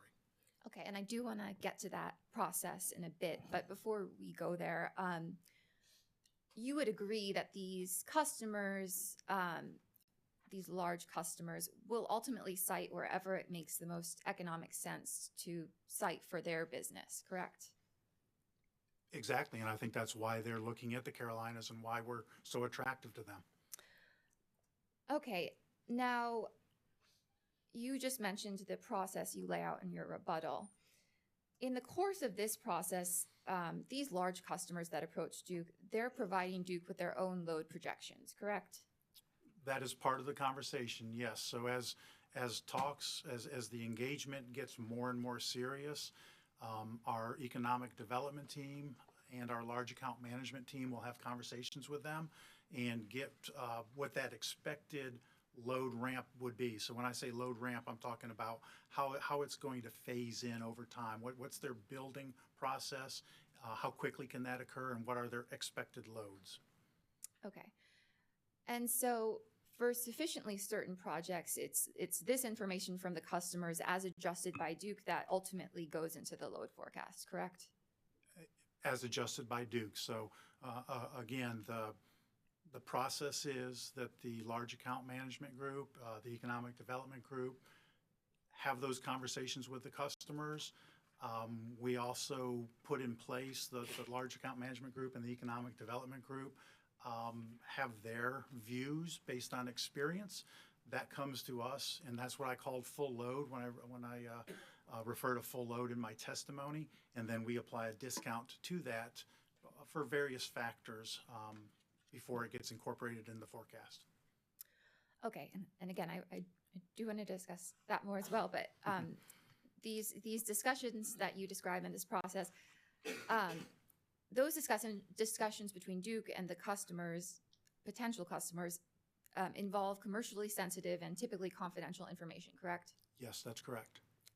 And so you would agree that the commission and the public might not know about these agreements until they're quite far along in the discussion process? Yes, they generally would not know about it until there's a public announcement that's made.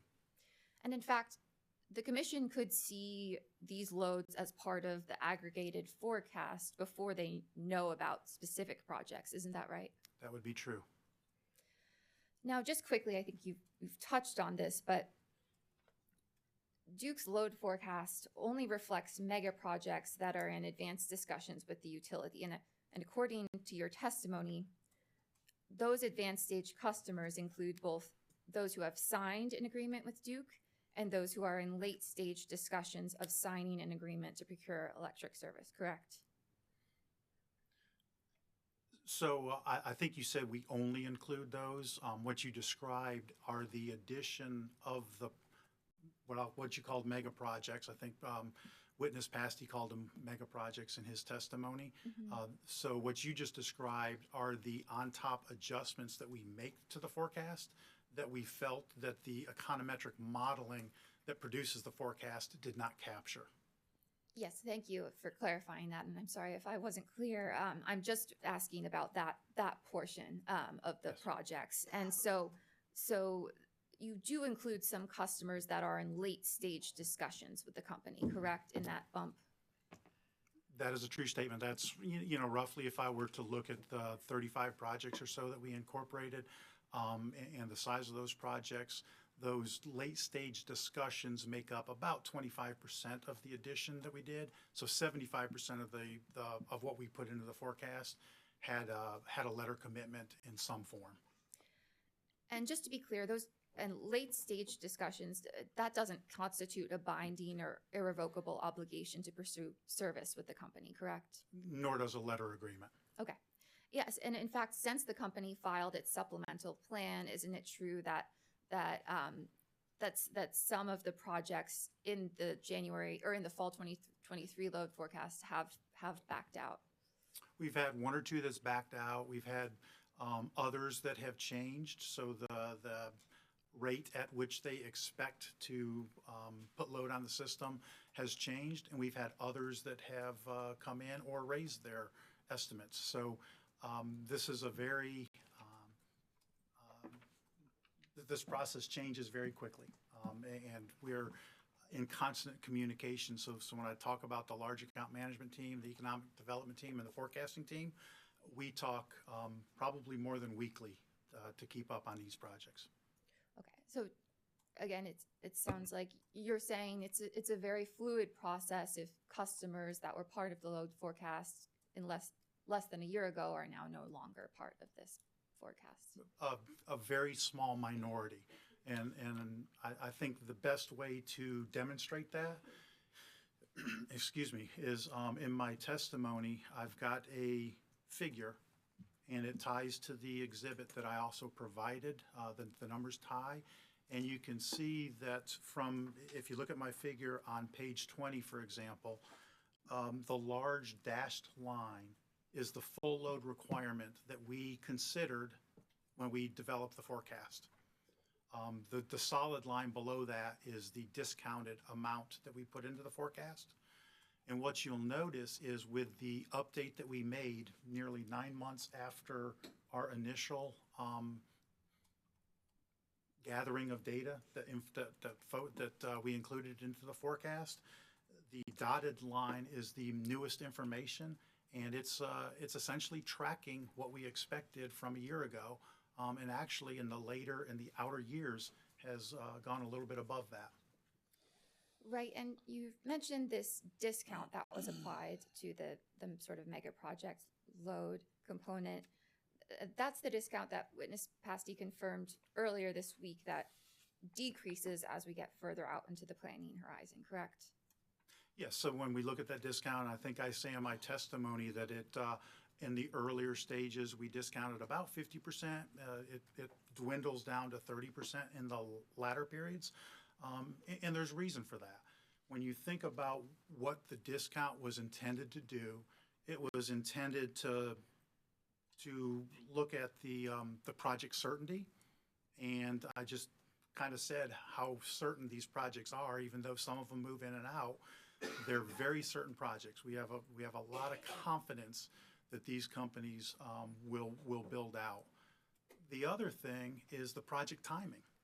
And if you look at, again, if you look at my chart on page 20, you'll notice that by the time you get out to about 2030 or so, that's where we have stopped including additional economic development projects. So by that time, these companies have built out their process. So at that point, the uncertainty of the ramp rate that I mentioned earlier, it really goes away because we're at the end of that period. So the latter periods of the forecast do not have to account for that ramp rate. Okay.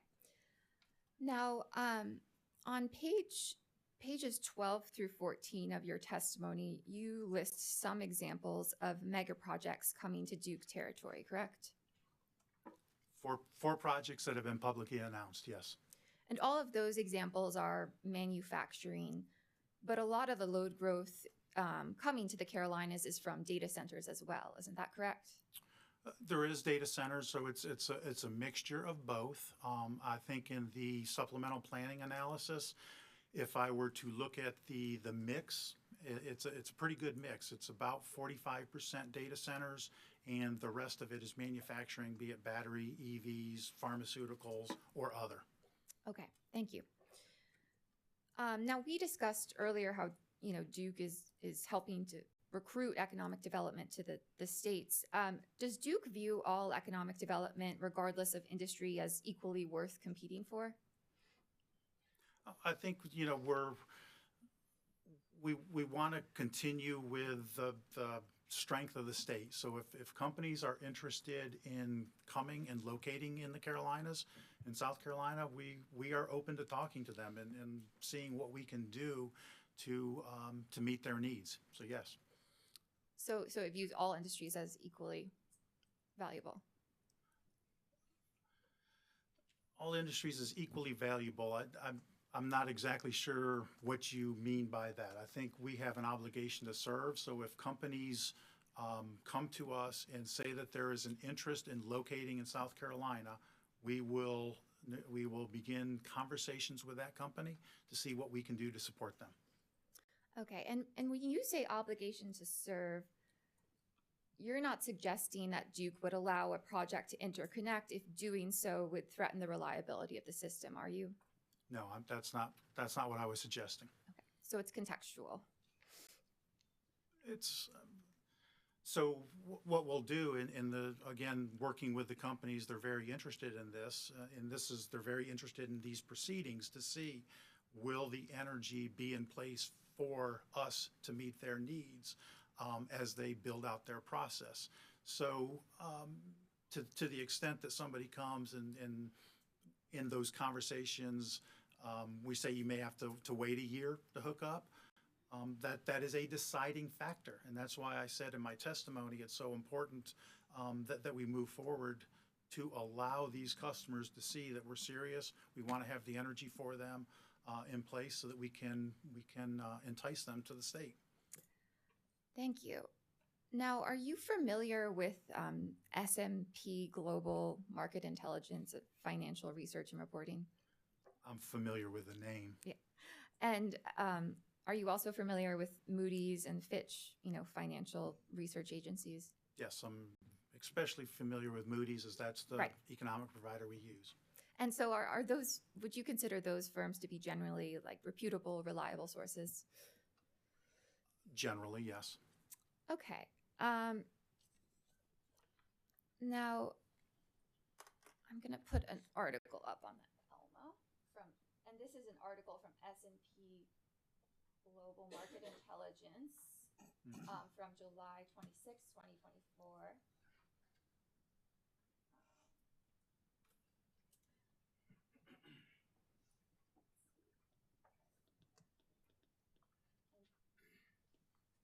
And Chair Powers, I would like to introduce this article as a cross exhibit. My colleague is passing out some copies.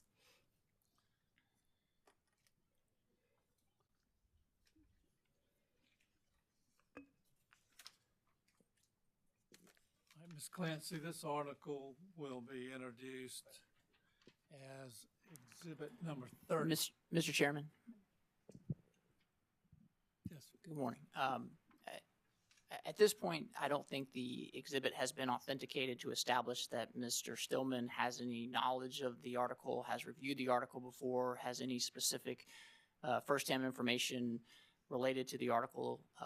So the fact that he is generally aware that Moody's and Fitch are credit organizations, not sure is sufficient to establish that he has knowledge of the materials in this newspaper article that's been put in front of him. Well, I think he can testify as to whether or not he has knowledge in the articles. I mean, for what it's worth, it's for what it's worth. I don't know. It may mean nothing. It may mean nothing in our decision. Okay, well, at this point, he's not established that he's familiar with the article, so. I've just read what was handed to me. That's all I know. Okay, have you read it? Yes, I just read it. Okay, so he's familiar with it. I can't argue with that.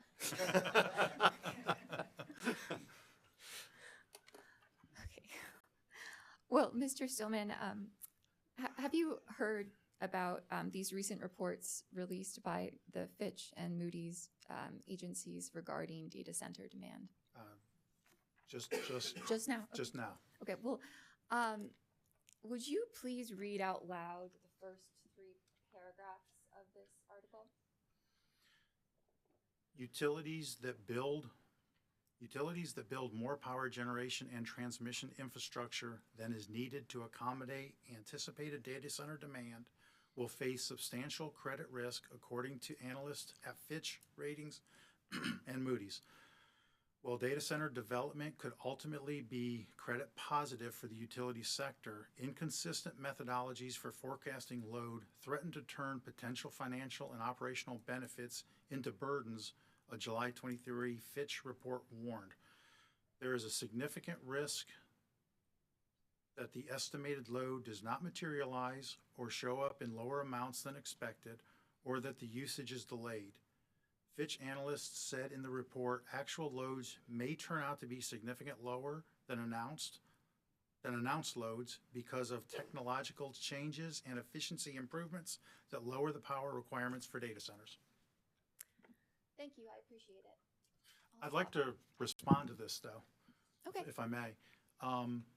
You know, I did talk about the process that we go through before we add loads, and I mentioned that the data center sector is about 45% or so of the cumulative load in the SPA that we have. I will say that we are approaching this in a very conservative way, much more so than some of our neighbors, which I think is probably what's being referred to here. And if you're not aware of it, for example, Georgia Power, the approach that Georgia Power is used to incorporate the economic development load into their forecasts. They take the full portfolio of projects that are being considered. In comparison, and I think Mr. Quinto spoke to this earlier, when you look at our full portfolio, that helps support kind of the high case at a very, very high discount level. So even the discounts that we use for the base case, the high case was discounted north of 50%. So, so again, looking at what Georgia Power has done, they've taken the full portfolio. They've run their analytics. They use a Monte Carlo methodology to come up with the level of expected economic development that they have. And then they reported on the 95th percentile of that. So what that means is of their total portfolio that they're looking at and that they're reporting on, there's a 95% probability that the loads will come in lower than what Georgia Power announced, 5% that will become higher. The way we approach this is almost exactly opposite to that. Again, we went through a very rigorous process. We have conversations with these companies. I've been told even with some of these companies that that they're being a little conservative as they give us the information. So in my mind, as we look at that load, we're very certain about it, and we do not add these projects in until there is certainty. And just one more point on that, if I could add to Mr. Stillman's, when they talk, this analyst in this report says that in the future, technological changes will allow these computers to become more efficient, and therefore their loads won't grow. I have spoken directly to multiple data center energy managers who have told me directly they're counting on that because they're then going to consume that efficiency with incremental demand. So they are needing so much demand that one of the ways they plan to meet demand is to harness efficiency so that they can put more racks in with the same KW and KWH. So the data centers themselves recognize this when they give their load projections and say that this is the demand we need after energy efficiency. Thank you, Mr. Snyder and Mr. Stillman. Ms. Clancy, yes. just so it's straight, this article will be entered in the record as hearing exhibit number 30. I want to make sure that was clear in the midst of the hoopla. Yes, thank you. Now, just to confirm, though, Mr. Stillman, you do agree with Maria Rumpani's testimony that this growth is not a given? I don't think any component of the growth that we have in the forecast is a given. It is our best estimate of what we expect the future to bring. You know, the definition of a forecast is what are we expecting to happen in the future? We're going to be wrong. The point is we want to be right down the middle of the road. So we have an equal chance of exceeding the forecast that we provided as we do to coming in below. And that's the forecast that we provided. Thank you. And would you also agree, based on your testimony, that this load growth is unprecedented, and this type of load growth as well is also unprecedented? Yes, we've worked with the economic development and the large account management group often. We've had cases where we've put a project or two or three into a forecast as that load announced itself and materialized. So we have experience with this, but the level of, for example, putting in 35 projects, that is unprecedented. And as I said this morning, as I read my summary, there's policy factors that have caused that. And then there's this advanced computing need that the country has that has brought that along. So there's really two things that are happening at one time that are propping up this economic development. Okay. Thank you. Appreciate your time.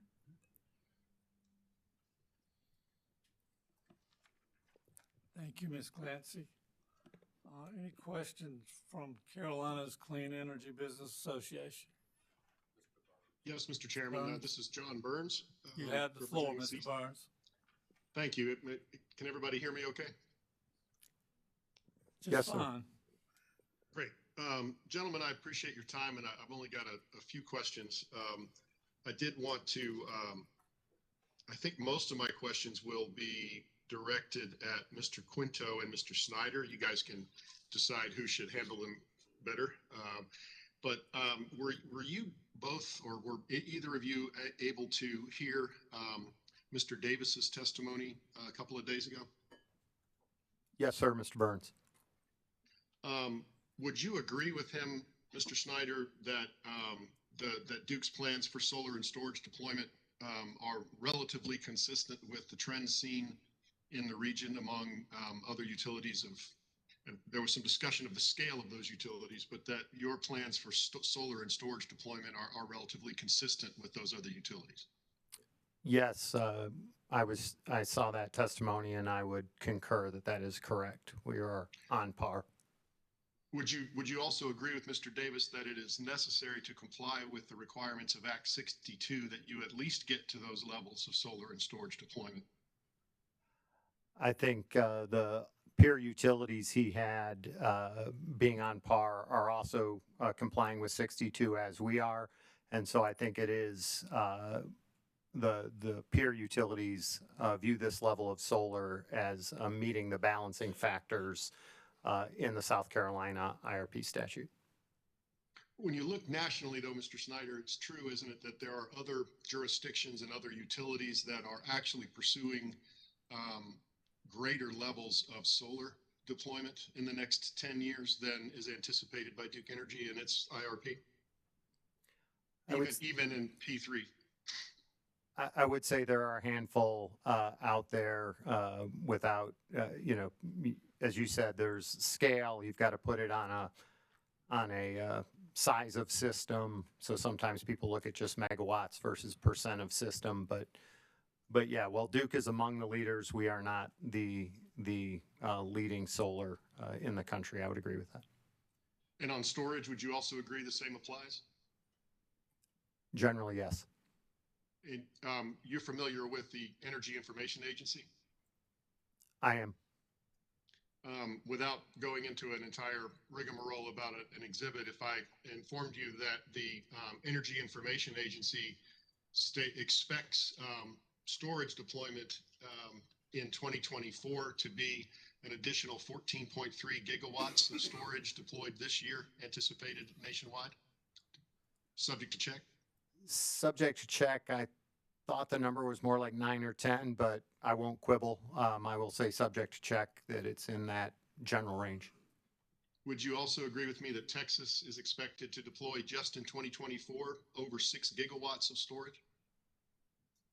I have no reason to debate that. Okay. When we look at P3 fall base, correct me if I'm wrong, but I think you anticipate deploying 6.3 gigawatts of storage or battery in all of its various types by 2038. Is that right?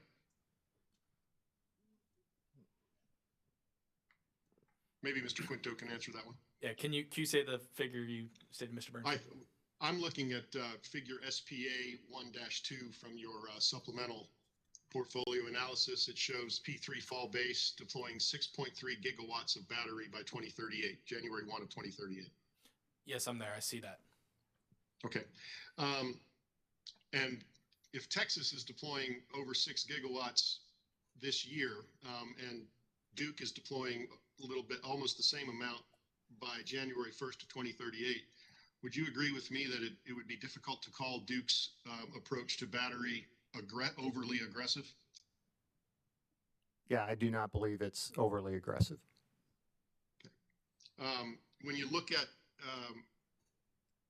I think you testified earlier in response to, I believe it was just a second ago, about execution risk. You take into account execution risk for both solar and storage in making the plans that you include in P3 fall base, correct? Yes, we do.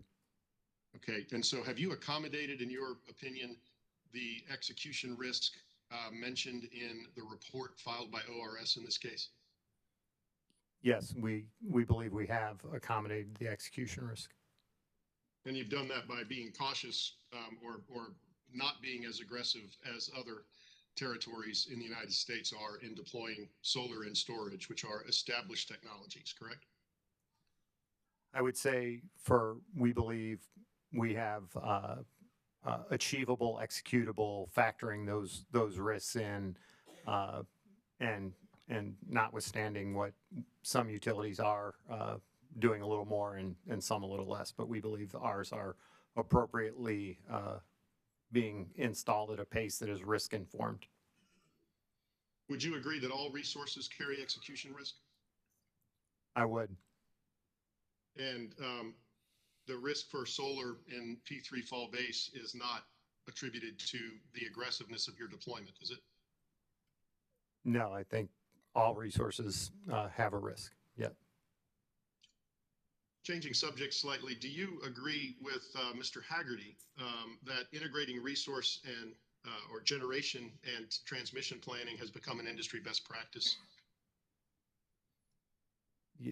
I think integrating renewables is an industry best practice. I don't know if I'd use that term. It's certainly an industry imperative that many jurisdictions are working on. I think my question might not have been clear, Mr. Snyder. Here, let me rephrase it. Would you agree that integrating generation planning and transmission planning in a utilities planning scenarios is industry best practice at this point? Yes, I would agree that integrating, I think there's a lot of ways to interpret that. So integrating the realities of transmission interconnection and interconnection processes into the availability of generators and how those two work together is an industry best practice. And do you agree with Mr. Haggerty that it's a good approach to use proactive transmission planning, which considers a utility's generation plans? Uh-oh, my computer is, can y'all still hear me? My computer's yelling at me. We can. Okay, I'll try to wrap this up before I completely self-destruct. Let me rephrase my question. Would you agree with Mr. Haggerty that it is necessary to use such proactive planning to economically meet future system needs during a period of high load growth? Yeah, Mr. Haggerty, I heard his testimony as well as the company's testimony of witness Roberts, and agree that proactive transmission planning is critical. Okay. Also, did you hear Mr. Haggerty testify, or did you read his testimony about the 20% renewables adder that Duke has included in its scenarios, the cost adder? I'm generally familiar with it, but if you have a specific question, you might need to point me to it. Okay, well, just Mr. Haggerty noted that may be inconsistent in its approach with the way y'all have treated other resources. But if, let me just, without getting into that, if it comes out that those assumptions of a 20% cost adder are too high, wouldn't that mean that Duke would be able to execute on its plan for the deployment of renewables at a lower cost than estimated? Yeah, if they're too high, then actuals came in lower. It would be lower, and there's a chance it could be too low. And if you try to go at that pace of P1, which is where that 20% was added, if it was higher, it could be a higher risk. But it could be lower as well. I mean, it could come out that renewables cost less in the long term over the 10 to 15 year time frame of your plans, and therefore it could be added at less cost than other resources, correct? Similar to what Mr. Stillman just said, we have forecasts on costs as well. And if those costs come in lower, that's a good thing for customers. We hope that's the case. But we try to go with our 50-50 case.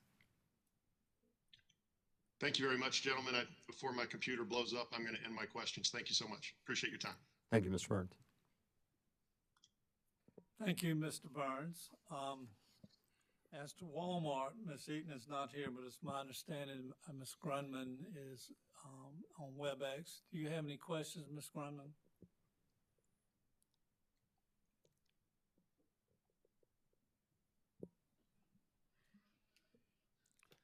Well, then I'm going to assume not. Office of Regulatory Staff? Yes, Chair, thank you.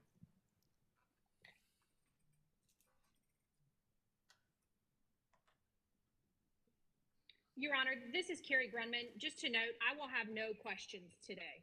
Okay, thank you very much. Thank you. I apologize. I was slow to get off mute. No problem.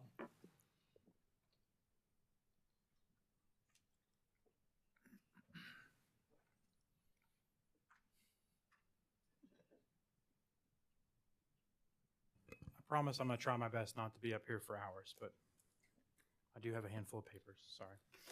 I can guarantee it. Good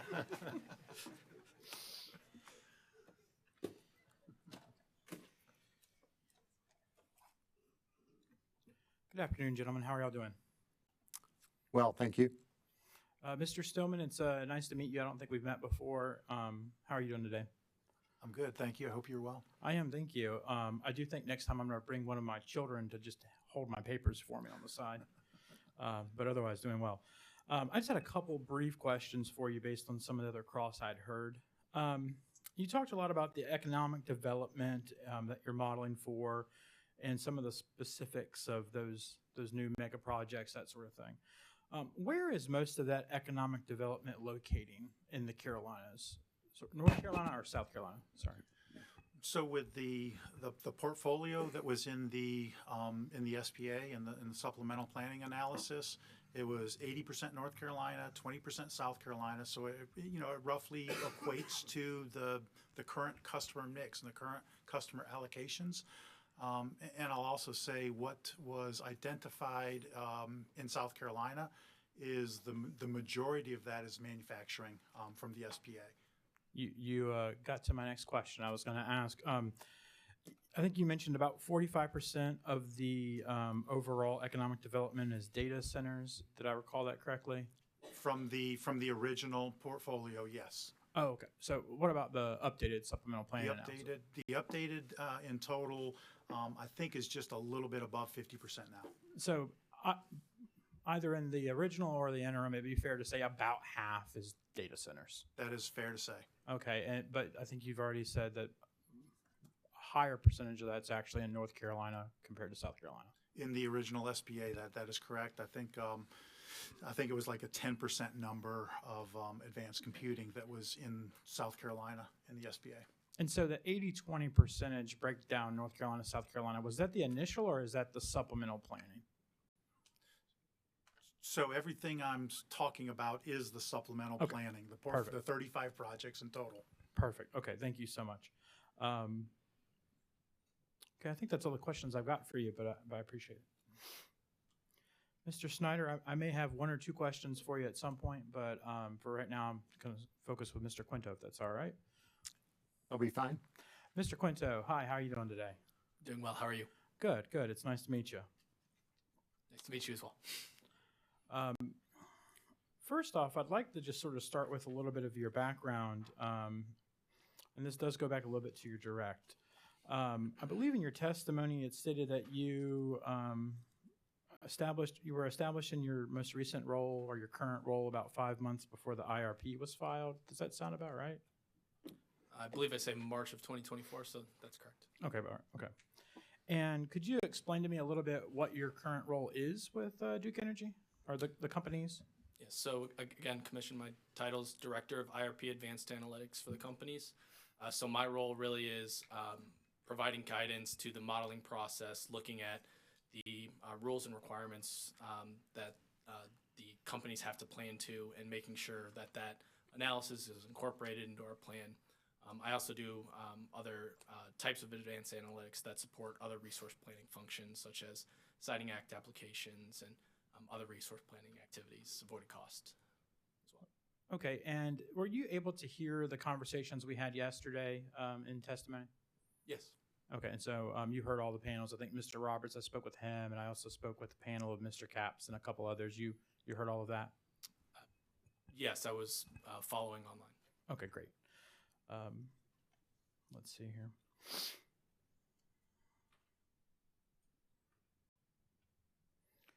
Could you explain to me, you said you look at various different bits of information that helps you inform your modeling. Do you look at the laws of the states that the companies are in? Is that something that you would look at for modeling purposes? Absolutely. So I would first maybe direct the Commission's attention to Appendix N of the plan.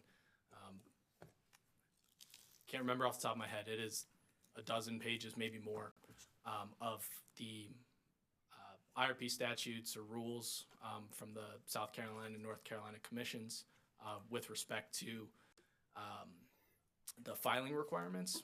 It also includes in there previous commission orders where the companies address where they have provided the analysis or the information that was required from those previous orders. So we go through, I think, about 8 pages alone on South Carolina requirements from the IRP statute and from previous orders, and identifying in the plan where we've provided that additional analysis for a ease of cross-reference.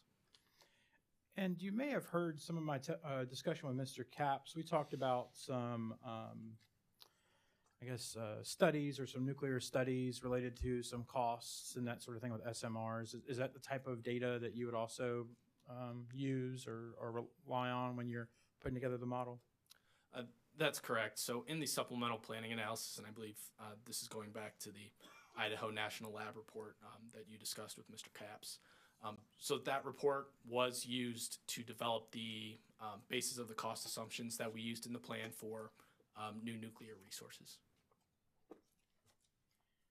Okay, I'm going to just try and find in my big old pile here that report real quick.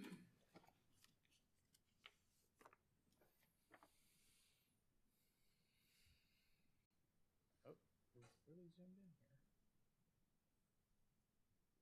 Does that look familiar, this sort of report? Subject to check, I believe that's the right report. Okay, and do you also keep up to date with the updates to those reports and the further revisions? Not me personally. There are other groups within Duke Energy that follow that closely. We have a resource that compiles our resource costs that we used in the IRP, and that's one of the responsibilities of that group. We do work closely with them on how to translate those costs into modelable inputs. Okay, and we may come back to that report in just a little bit. Thank you.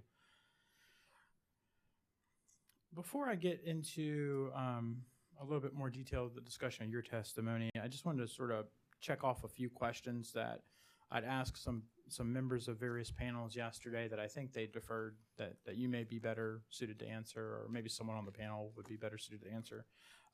So I'm going to do that now if I can. Mr. Roberts yesterday, he and I discussed offshore wind, and I think he had mentioned the costs associated with running transmission lines from a site on the coast where the offshore would interconnect to a hub about 100 miles away, and that being roughly $1 billion. He didn't have a cost for the amount it would cost to run from the wind energy area onto shore. Is that something you would know, roughly? I don't know what that specific number is off the top of my head. I will say that our planning assumptions for offshore wind did factor that in for everything from the turbines, the offshore wind turbines, the offshore substation, the subsea cable to get it from the offshore wind substation to the onshoring site, from that onshoring site then to the point of interconnection. I'm not exactly sure which transmission portion and what that cost would be, but everything short of where Mr. Roberts would consider network transmission upgrades after that, all of those previous costs would be considered in the cost of the resource that we included in the plan. So they would be in the model, you just aren't sure what those amounts are. Is that fair to say? That's fair to say. Okay. Do you know if it's in the millions or the tens of millions or billions? I not knowing or maybe you can.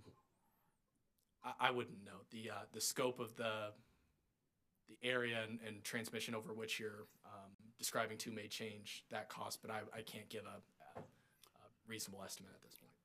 When you were modeling those costs, where were you modeling those costs to run to? Was that to one of those wind energy areas that either the Duke Energy or affiliate or Total Energy holds? Yeah, so we described in the plan the basis of our offshore wind cost assumption is a RFI in which we engaged with the offshore wind developers to understand their projected costs and the operational characteristics. The RFI was facilitated by an independent administrator or evaluator. DNV is the name of that independent consultant to review the data to ensure that everything made sense in terms of capacity factors, operating costs, cost of construction, technical capabilities of the amount of energy you're expecting to transfer.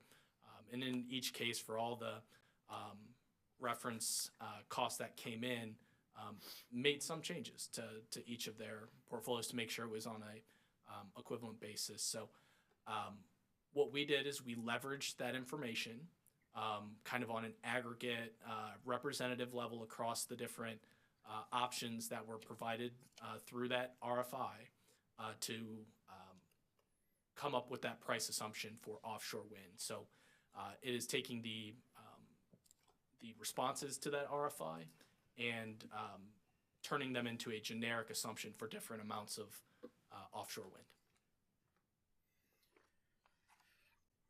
Okay, but you would agree with me that there are only essentially 3 potential opportunities for offshore wind in the Carolinas currently?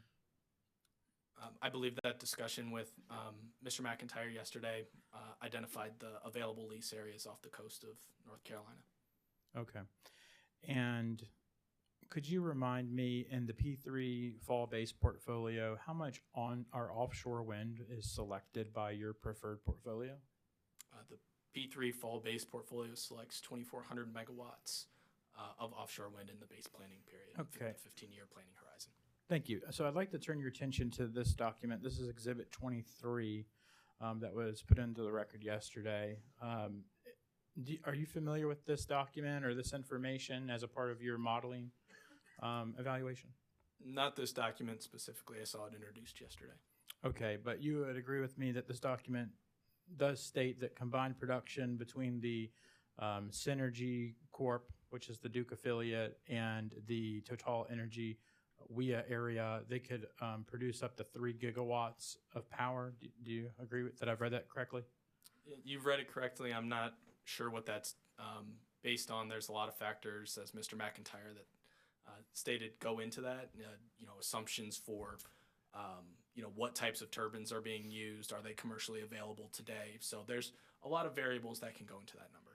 But you would agree with me that the information that Duke Energy provides on their website, this 3 gigawatt capacity number, just assuming it's accurate, that would be a sufficient build out capacity to meet the need of the P3 fall-based portfolio. Would you agree? Yeah, subject to what this document says. Okay, great. I'm going to show you one more.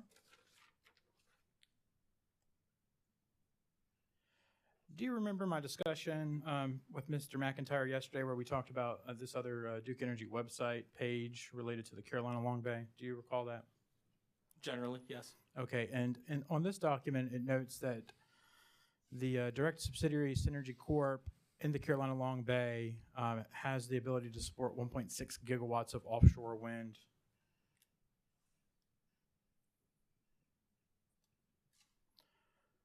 Would you agree that I read that correctly? Yes. Okay. And 1.6 gigawatts, if accurate, is that a sufficient capacity to provide for the offshore wind that's required by the P3 fall-based portfolio? I would say subject to the same constraints. I don't know precisely how that number is calculated, what it means in terms of achievability, but the 1.6 listed here would not be sufficient to meet the 2.4 gigawatts that was selected in the plan. Okay, thank you. And 1.6 gigawatts, I'm a lawyer, I don't do math, and so a 1.6 gigawatts, that's the same thing as 1,600 megawatts, correct? Yes, that's correct. Okay, great. So an important number we'll come back to.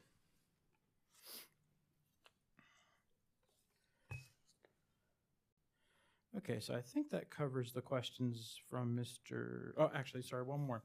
So another question I had for Mr. McIntyre that I'm going to ask you now is, are you familiar with the, I think it's the Board of Ocean Energy Management, BOEM? Generally.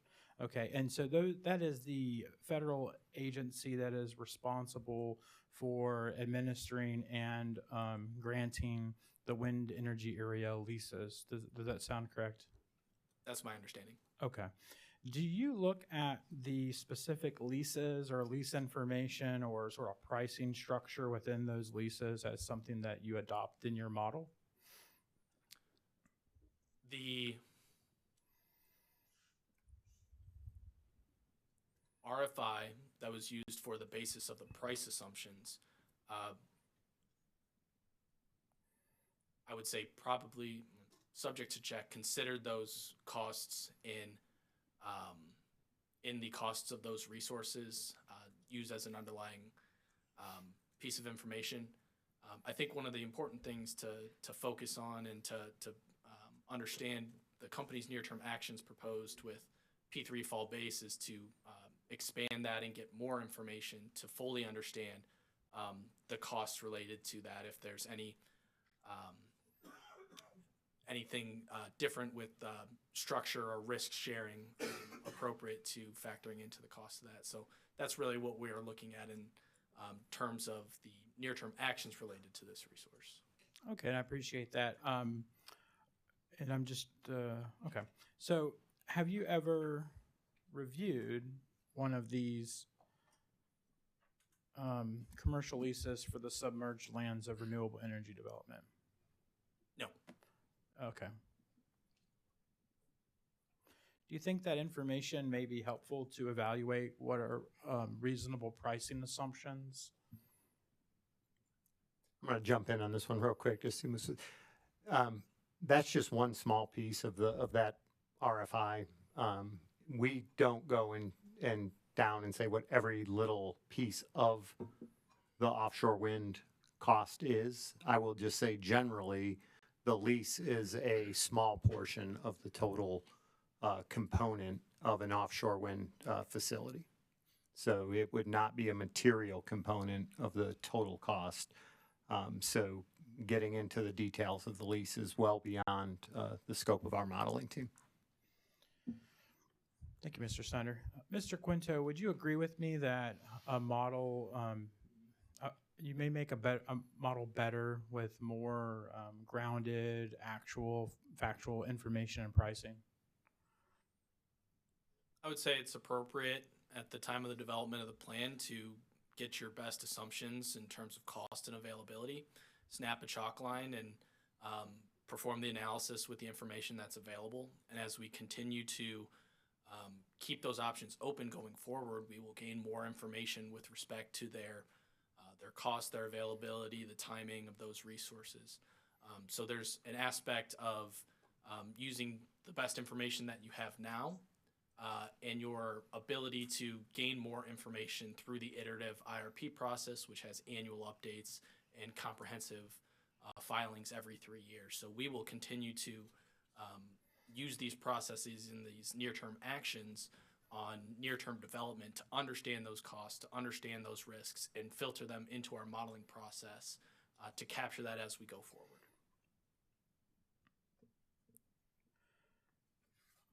Okay, thank you for that.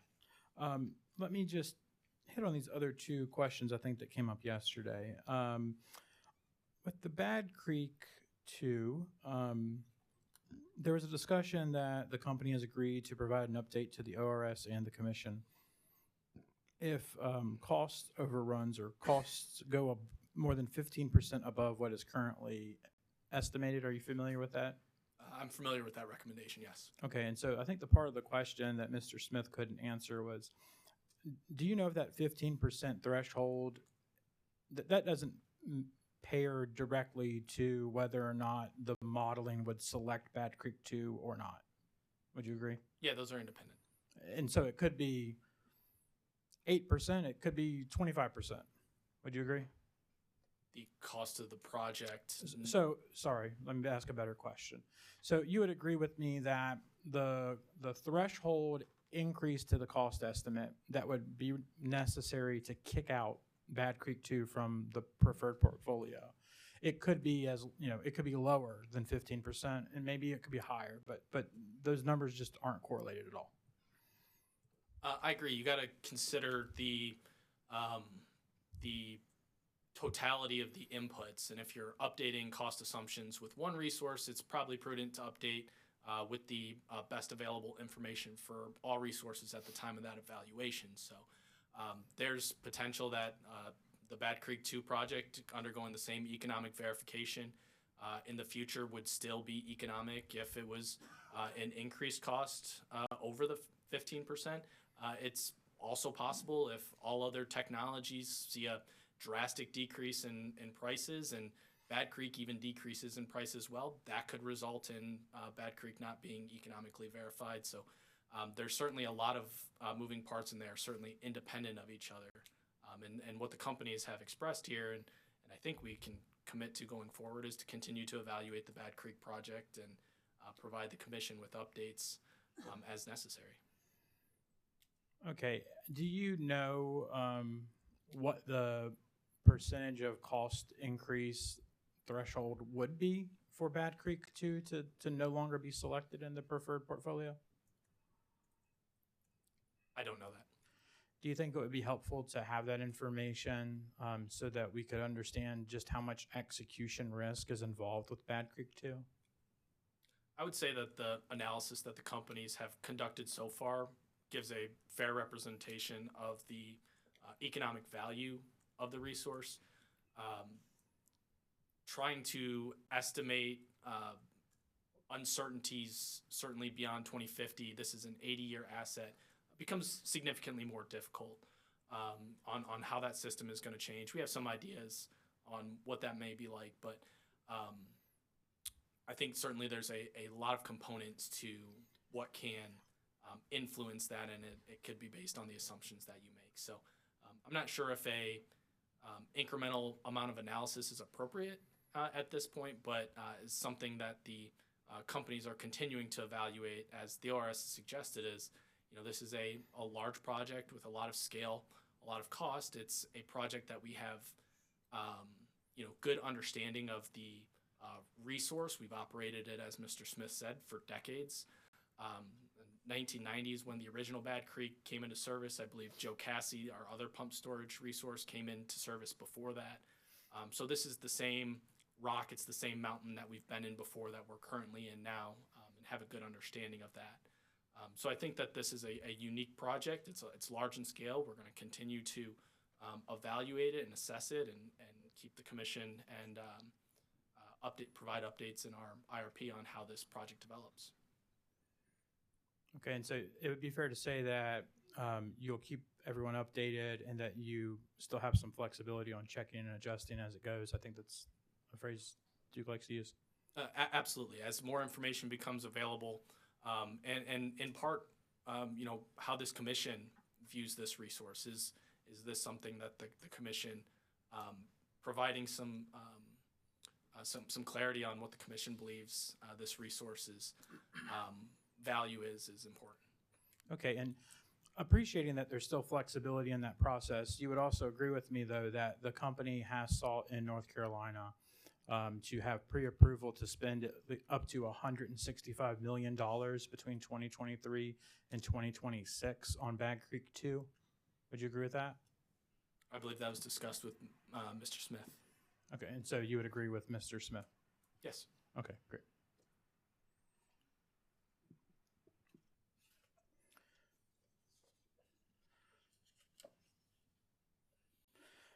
One other question from yesterday.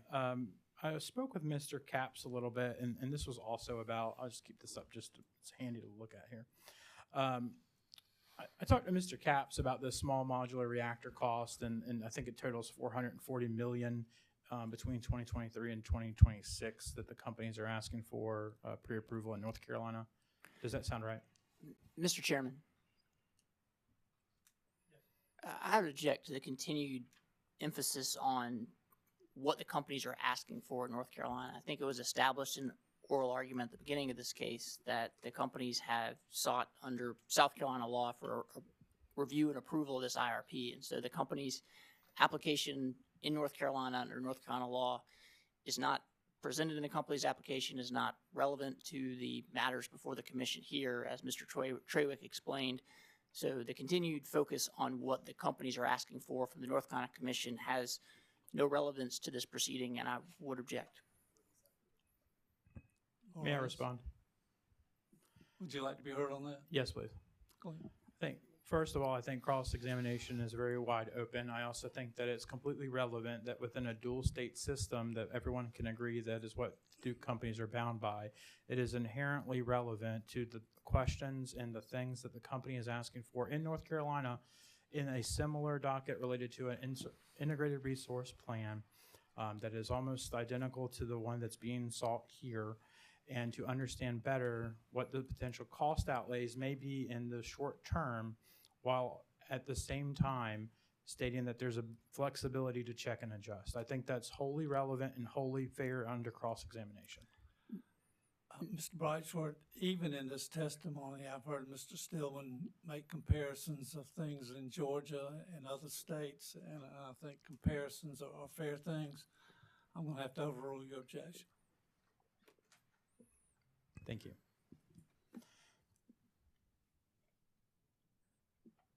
So, sorry, Mr. Quinto, let me go back to it. So, you would agree with me that the company is requesting pre-approval in North Carolina of $440 million on small modular reactors? Is that correct? I'm going to defer to Mr. Snyder here to get into specifics. Sure. Yeah, I would say it's my understanding, and if you could put that up a little so we could see what footnote 38 is.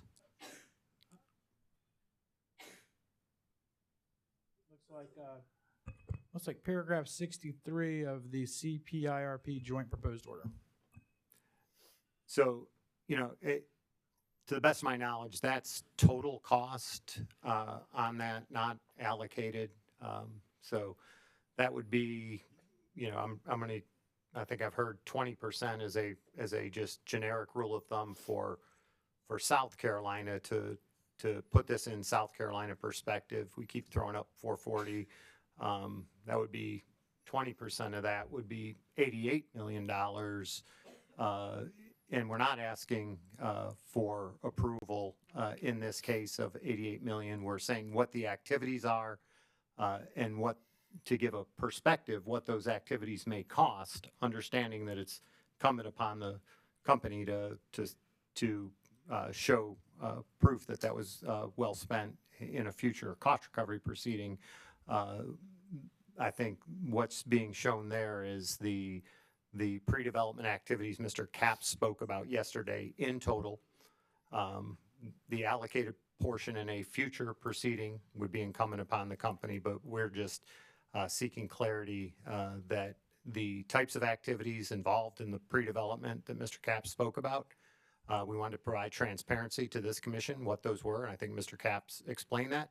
And when you say activities, you say, you know, what are those activities ballpark going to cost? And to be clear, just to reiterate, with all the discussions I've heard earlier, we're not before this commission asking for pre-approval or asking us to guarantee costs recovery in this docket. So that is a total system number. There would be a future allocated number that would keep that resource an option for the benefit of South Carolina when that resource comes into service.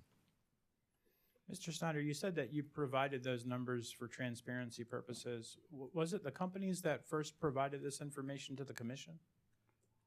I'm saying when I say provide the numbers, I wanted to say for transparency, what we're showing here is what, and we're not asking for this commission to pre-approve those dollars, but you put it up in front of me and I said for transparency, I just want to say that transparently, this is the size of the ballpark Mr. Capps spoke about, and the 20%-ish, and I'm just using that as, because I've been hearing that as a rough approximation for South Carolina, would be the relative size in when I say transparent, so that this commission would understand the relative magnitude of the dollars to keep small modular reactors a viable option in the mid-30s for South Carolina.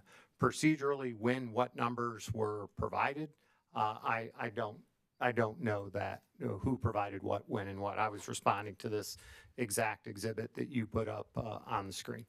Okay. May I? Can you clarify the exhibit?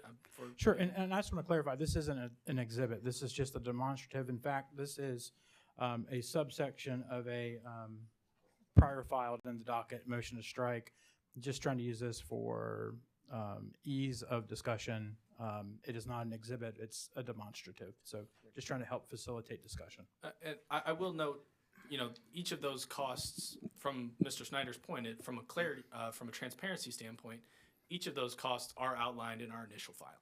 We were transparent with the development costs that we are proposing here, and Appendix J includes the nuclear costs. There's roughly $75 million from 2022 through 2024, with an additional $365 million from 25 to 26. That would get you to the 440. These numbers are transparently provided in our plan previously, and again, to provide the commission with information to tell you what is the company's plan to develop these technologies, keep them available in the future. It doesn't mean that they will come to fruition. We'll continue to gather more information, as we've discussed, through these early development activities, make sure it still makes sense for South Carolina customers, and we will integrate those updates into future plans. But this is the early development activities that are required to allow for those resources to continue to be available on those timelines. Okay, thank you. And just to sort of pin down the question from yesterday from Mr. Capps, I had asked him a question about roughly $75 million that were to be spent related to SMR technology through 2024. And I'd asked him some sort of breakdowns of where those monies were spent amongst four groups. He didn't know the breakdowns or the various amounts that were spent in which category, and he said you may know that information. Would you possibly, I guess, be able to explain the apportionment of the $75 million that will be spent through the end of the year? I'm certainly not an expert on how those development costs incurred to date have been spent. I will direct the commission to table J9 in Appendix J. This is our advanced nuclear costs incurred to date through June of 2023. These are just very high-level buckets at this point, related to ESP, that's early site permit application related costs, and then advanced nuclear related costs excluding the ESP. So at very high level at this point. I don't know any more detail than what's publicly provided here in the plan. But I think as Mr. Capps noted, if that information is helpful to the commission, that's something that the companies can certainly provide. Do you know who may know how much has been spent on the formation of the new nuclear generation organization within Duke? I don't know. You can probably try that question with Ms. Shirley Smith and Ms. Bateman. Okay, thanks. And we can move on from that. I appreciate it. Okay, I'd like to circle now, jump back to sort of the meat of your testimony. Are you familiar with, let me see here. Make sure I've got the right one. Yep. Are you familiar with Commission Order? This is number 2023-189. I'll just put it here so you can take a look at it, see if it'll jog your memory. Yes, I've reviewed this. Okay, you've reviewed this one before. Okay, and so I would like to talk about it a little bit, and I think I've got some copies. Chair Powers, I'm not wanting to move this in as an exhibit, but I would like the commission to take judicial notice of its own order in this docket if possible. We would take judicial notice of it. Thank you. I would like to just, if I can find them, pass out some copies to everyone just so we can maybe ease of discussion.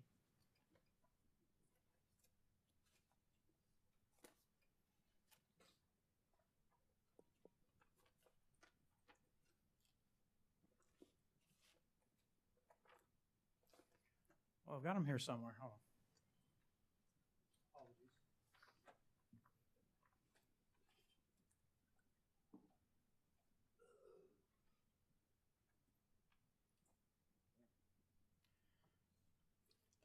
Maybe they're in this folder here. That'd be a good spot for them.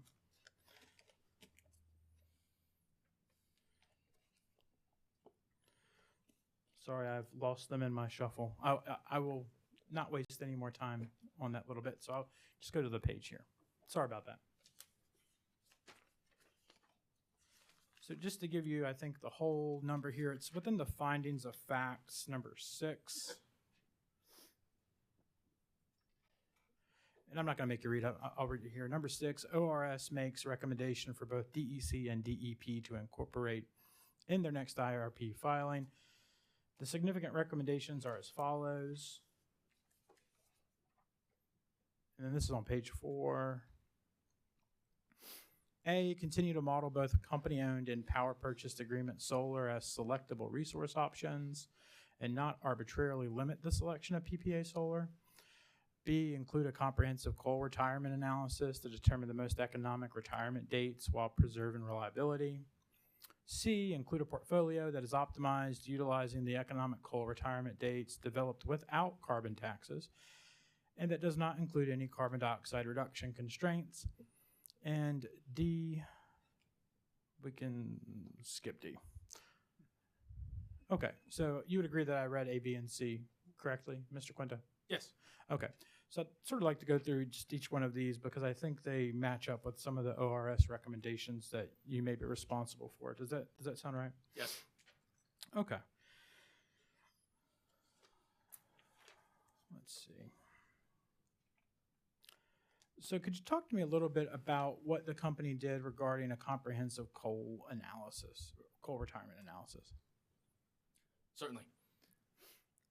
Appendix F to the company's plan outlines the coal retirement analysis conducted within the 2023 IRP to evaluate a comprehensive coal retirement analysis. We assessed along the different pathways, Pathway 1, Pathway 2, and Pathway 3, along with a no carbon constraints pathway to look at optimized coal retirement dates. So the analysis takes further information required to do this.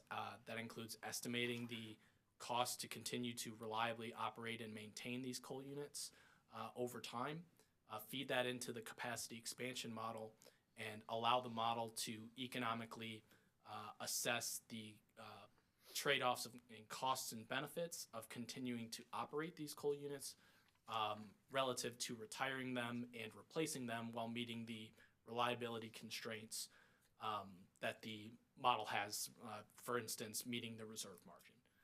So the coal retirement analysis is a capacity expansion endeavor to look at how the model economically selects that, and then we take a further step to further assess how do these coal retirements or can we factor in other non-modelable execution-related considerations when looking at the optimal retirement dates for these resources. So that's at a very high level what the coal retirement analysis that the companies perform to meet parts B and C of this finding of fact. Okay, and are you familiar with ORS recommendation F2, resource retirements? ORS recommends that Duke Energy evaluate the optimal retirement date for the Blues Creek and Mayo 1 coal units. Yes, I respond to that in my rebuttal testimony. Okay, and could you just summarize for the commission your response to that recommendation? Certainly. So the ORS has recommended to relieve constraints that the companies believe represent a number of factors related to coal, as Mr. Verderame previously discussed. The declining industry related to coal production and generation between the mining, the workforce, the transportation, all contribute to national trends in which coal retirement continues to have economic and regulatory pressures on those resources. For that reason, the companies identified that as you go throughout time, that risk is going to increase, and as a risk mitigation for customers, impose that constraint to allow for a reasonable real-world representation of that continuation of risk and a opportunity to mitigate that risk on a long-term basis. Okay, and I believe in your rebuttal testimony on page 24,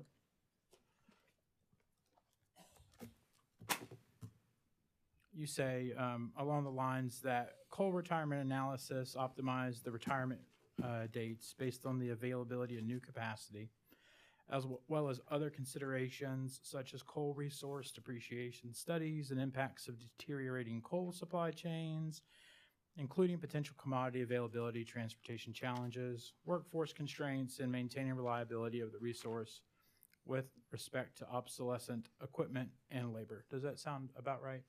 Yes. Okay. Do you think that some of those issues could be limited if Duke were to signal to the market that it intended to maintain a presence in the market? I think part of the question here is, or part of the response to your question is the economic pressures that coal is already faced with. There are, as other witnesses in this case, I think witness Rampani correctly points out, maybe witness Davis as well, the national trend of retirement of coal and the deterioration of the energy supply chain. So the companies could signal, we intend to run these longer, but is that economic for customers?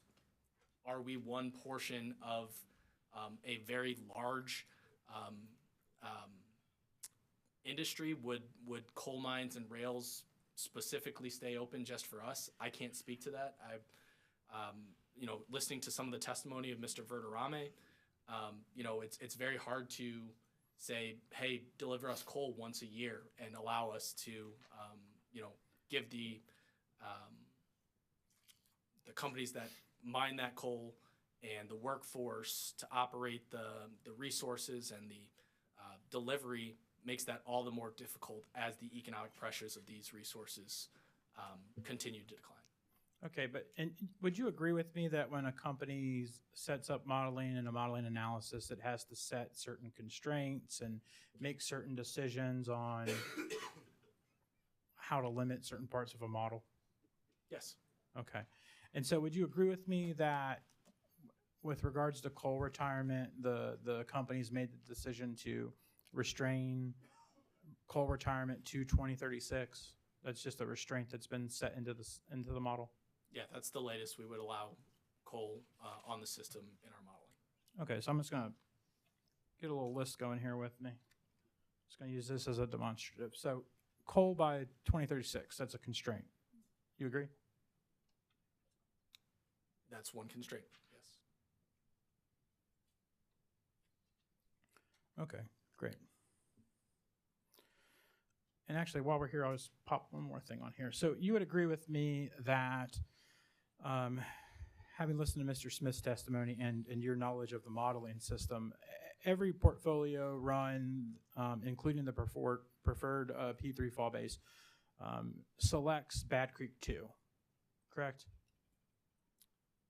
It was included in every portfolio, and we economically verified it in the company's P3 fall base portfolio.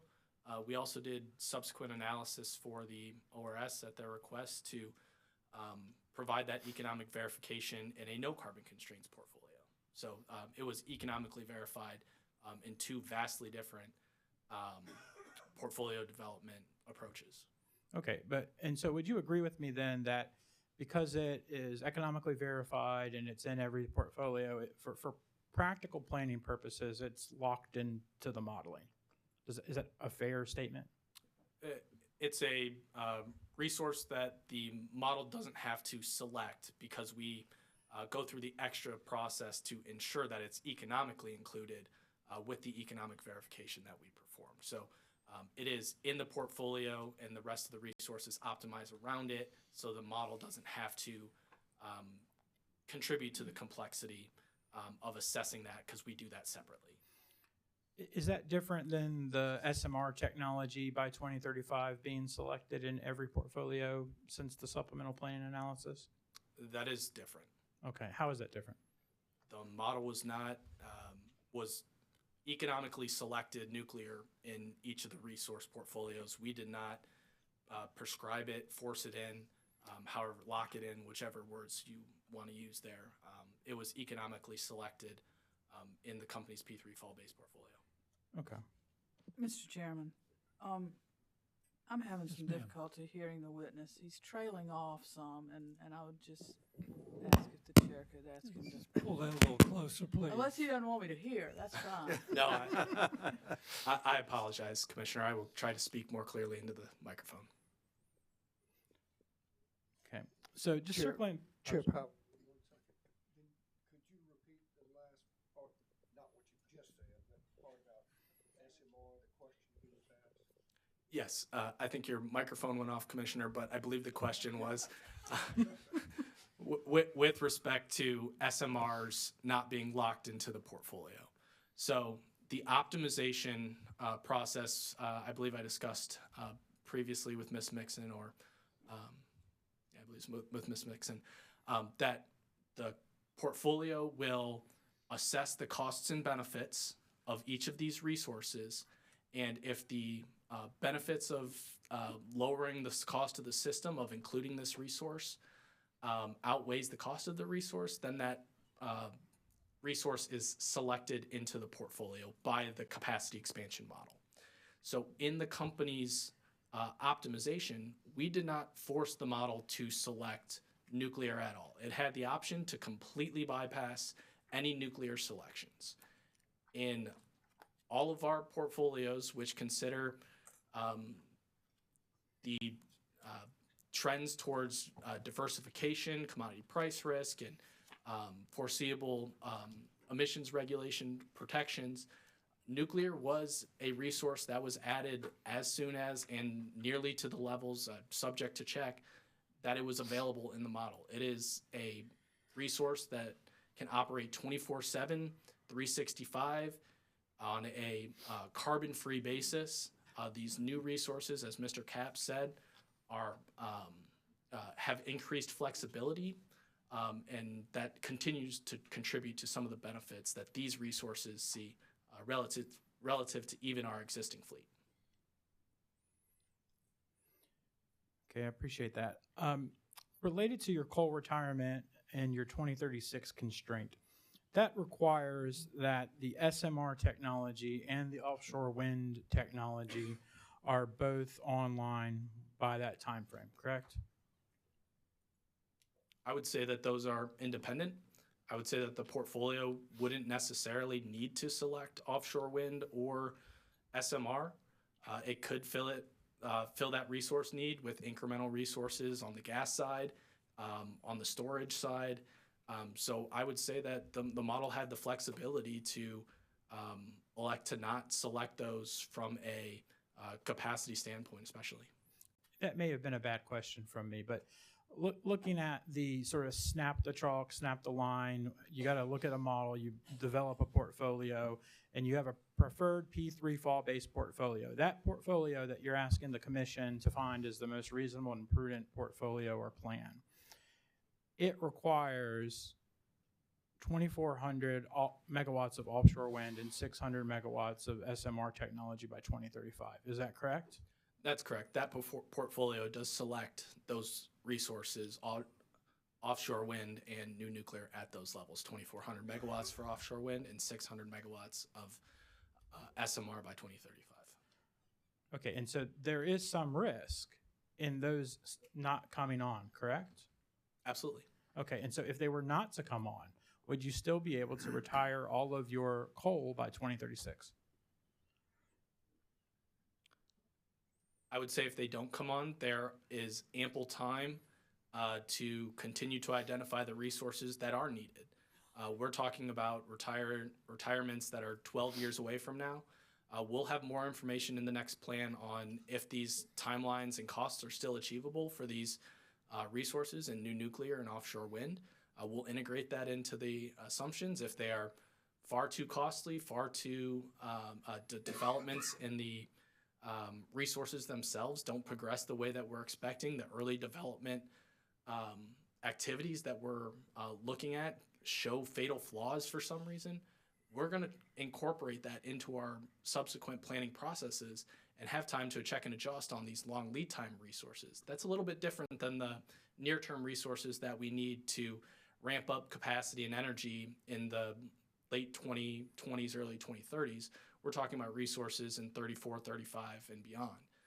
So I think that there's part of the planning process is identifying now with the best assumptions that we have that this is the plan that represents a least cost, most reasonable, least risk portfolio at this time, given the assumptions and information that we have, and the ability as we go through future planning processes to check and adjust to the other resources that we would need if these don't develop on the timelines and the costs that we expect as of now. Could I return to page 22 of your rebuttal testimony, please? And this is just to read the question that the answer is a part of. I'm there. Okay, and so the question that you're responding to on pages 22 and 23 of your rebuttal testimony is, please explain the impact to the company's recommended portfolio if onshore wind, offshore wind, or nuclear SMR proved to be less feasible than expected or more expensive than current projections. And I'd ask you just to turn to the next page.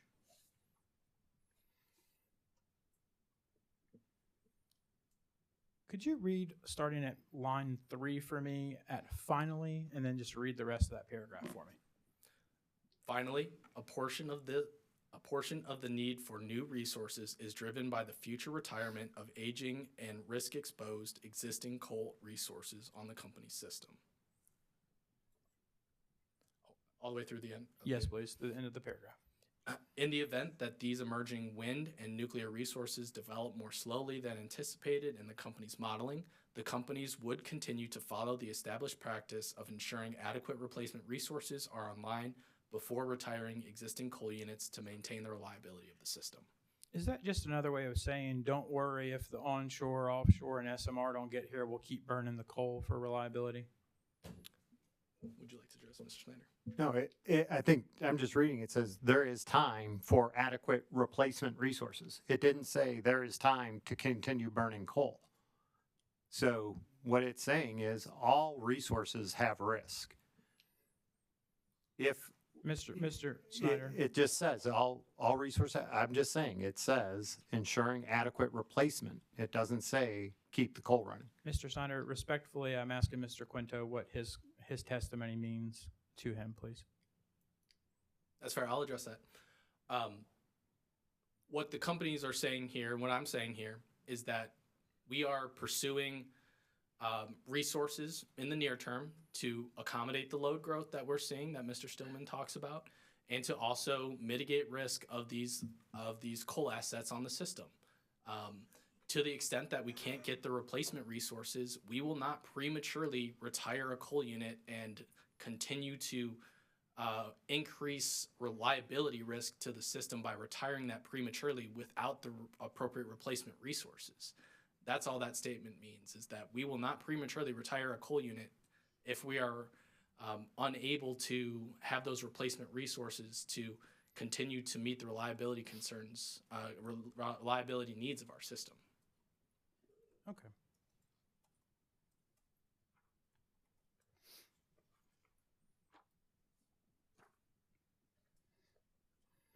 If there's the potential that you may need to delay retiring certain coal resources for reliability purposes, do you think it would be reasonable to model some sort of scenario that includes coal use going out farther than 2036 to understand the economics of it all? I think that is a great topic for stakeholder engagement, to understand, these types of risks and trade-offs of opportunity and how to assess these through a stakeholder process. I'll say that in our stakeholder process in June of 2023, we went through an extensive list of risks to assess. We did not hear extending coal as a significant concern among stakeholders in that meeting. The focus really was how can we continue to mitigate the risks of operating these coal units on a long-term basis. And I think that's consistent with the companies are seeing in the market. And you would agree with me that ORS is not requesting or requiring or asking that a P0 no carbon constraint plan be approved, are they? I don't recall reading that in the ORS comments. Right. We're not making any argument that is what you should do. We're not saying burn more coal longer. That's not in our testimony. Would you agree? Subject to check, yeah. Okay. But you would agree with me that one of the concerns the ORS may have is related to the executability of certain items on the timeline that the companies have established for the P3 fall-based portfolio. Is that fair? I understand that to be the ORS's concern. Okay, great. Shifting back just to reorient ourselves to that order we were talking about a little earlier, going to jump up to number 1A. Continue to model both company-owned and power purchase agreement solar as selectable resources and not arbitrarily limit the selection of PPA solar resources. Do the company... I'm sorry, briefly, Mr. Chairman, I have a copy of the order if it would be helpful for the witness to have an actual copy. I'd be glad to provide it. I have a copy. Oh, you do have a copy. Sorry, I knew Mr. Austin was searching for copies, so I was making sure the witness had one. And if and when we take a break, I can find a copy for him too, I think. We have Very good. set up shop over here.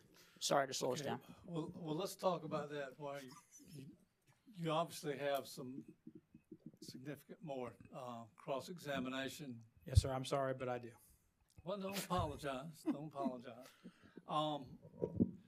What I'm thinking then is if this is a good point, we could break now, and if we only got so much time this afternoon. Yes, sir.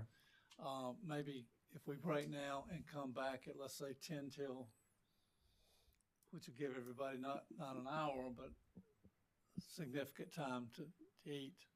And I will take that time to try and carve this down a little bit too, if I can. All right. Well, I want you to eat too. I got a pack of nabs today. I learned from the other day. Okay. We'll do that then. Gentlemen, you are still under oath. And I know you're gonna get to eat, but you eat away from these lawyers somewhere because, do not discuss your testimony during the break. And it looks like you're probably gonna end up under that restriction for the whole weekend, which would be good, means you don't have to talk to people. Thank you. We'll break now and come back at 10 till.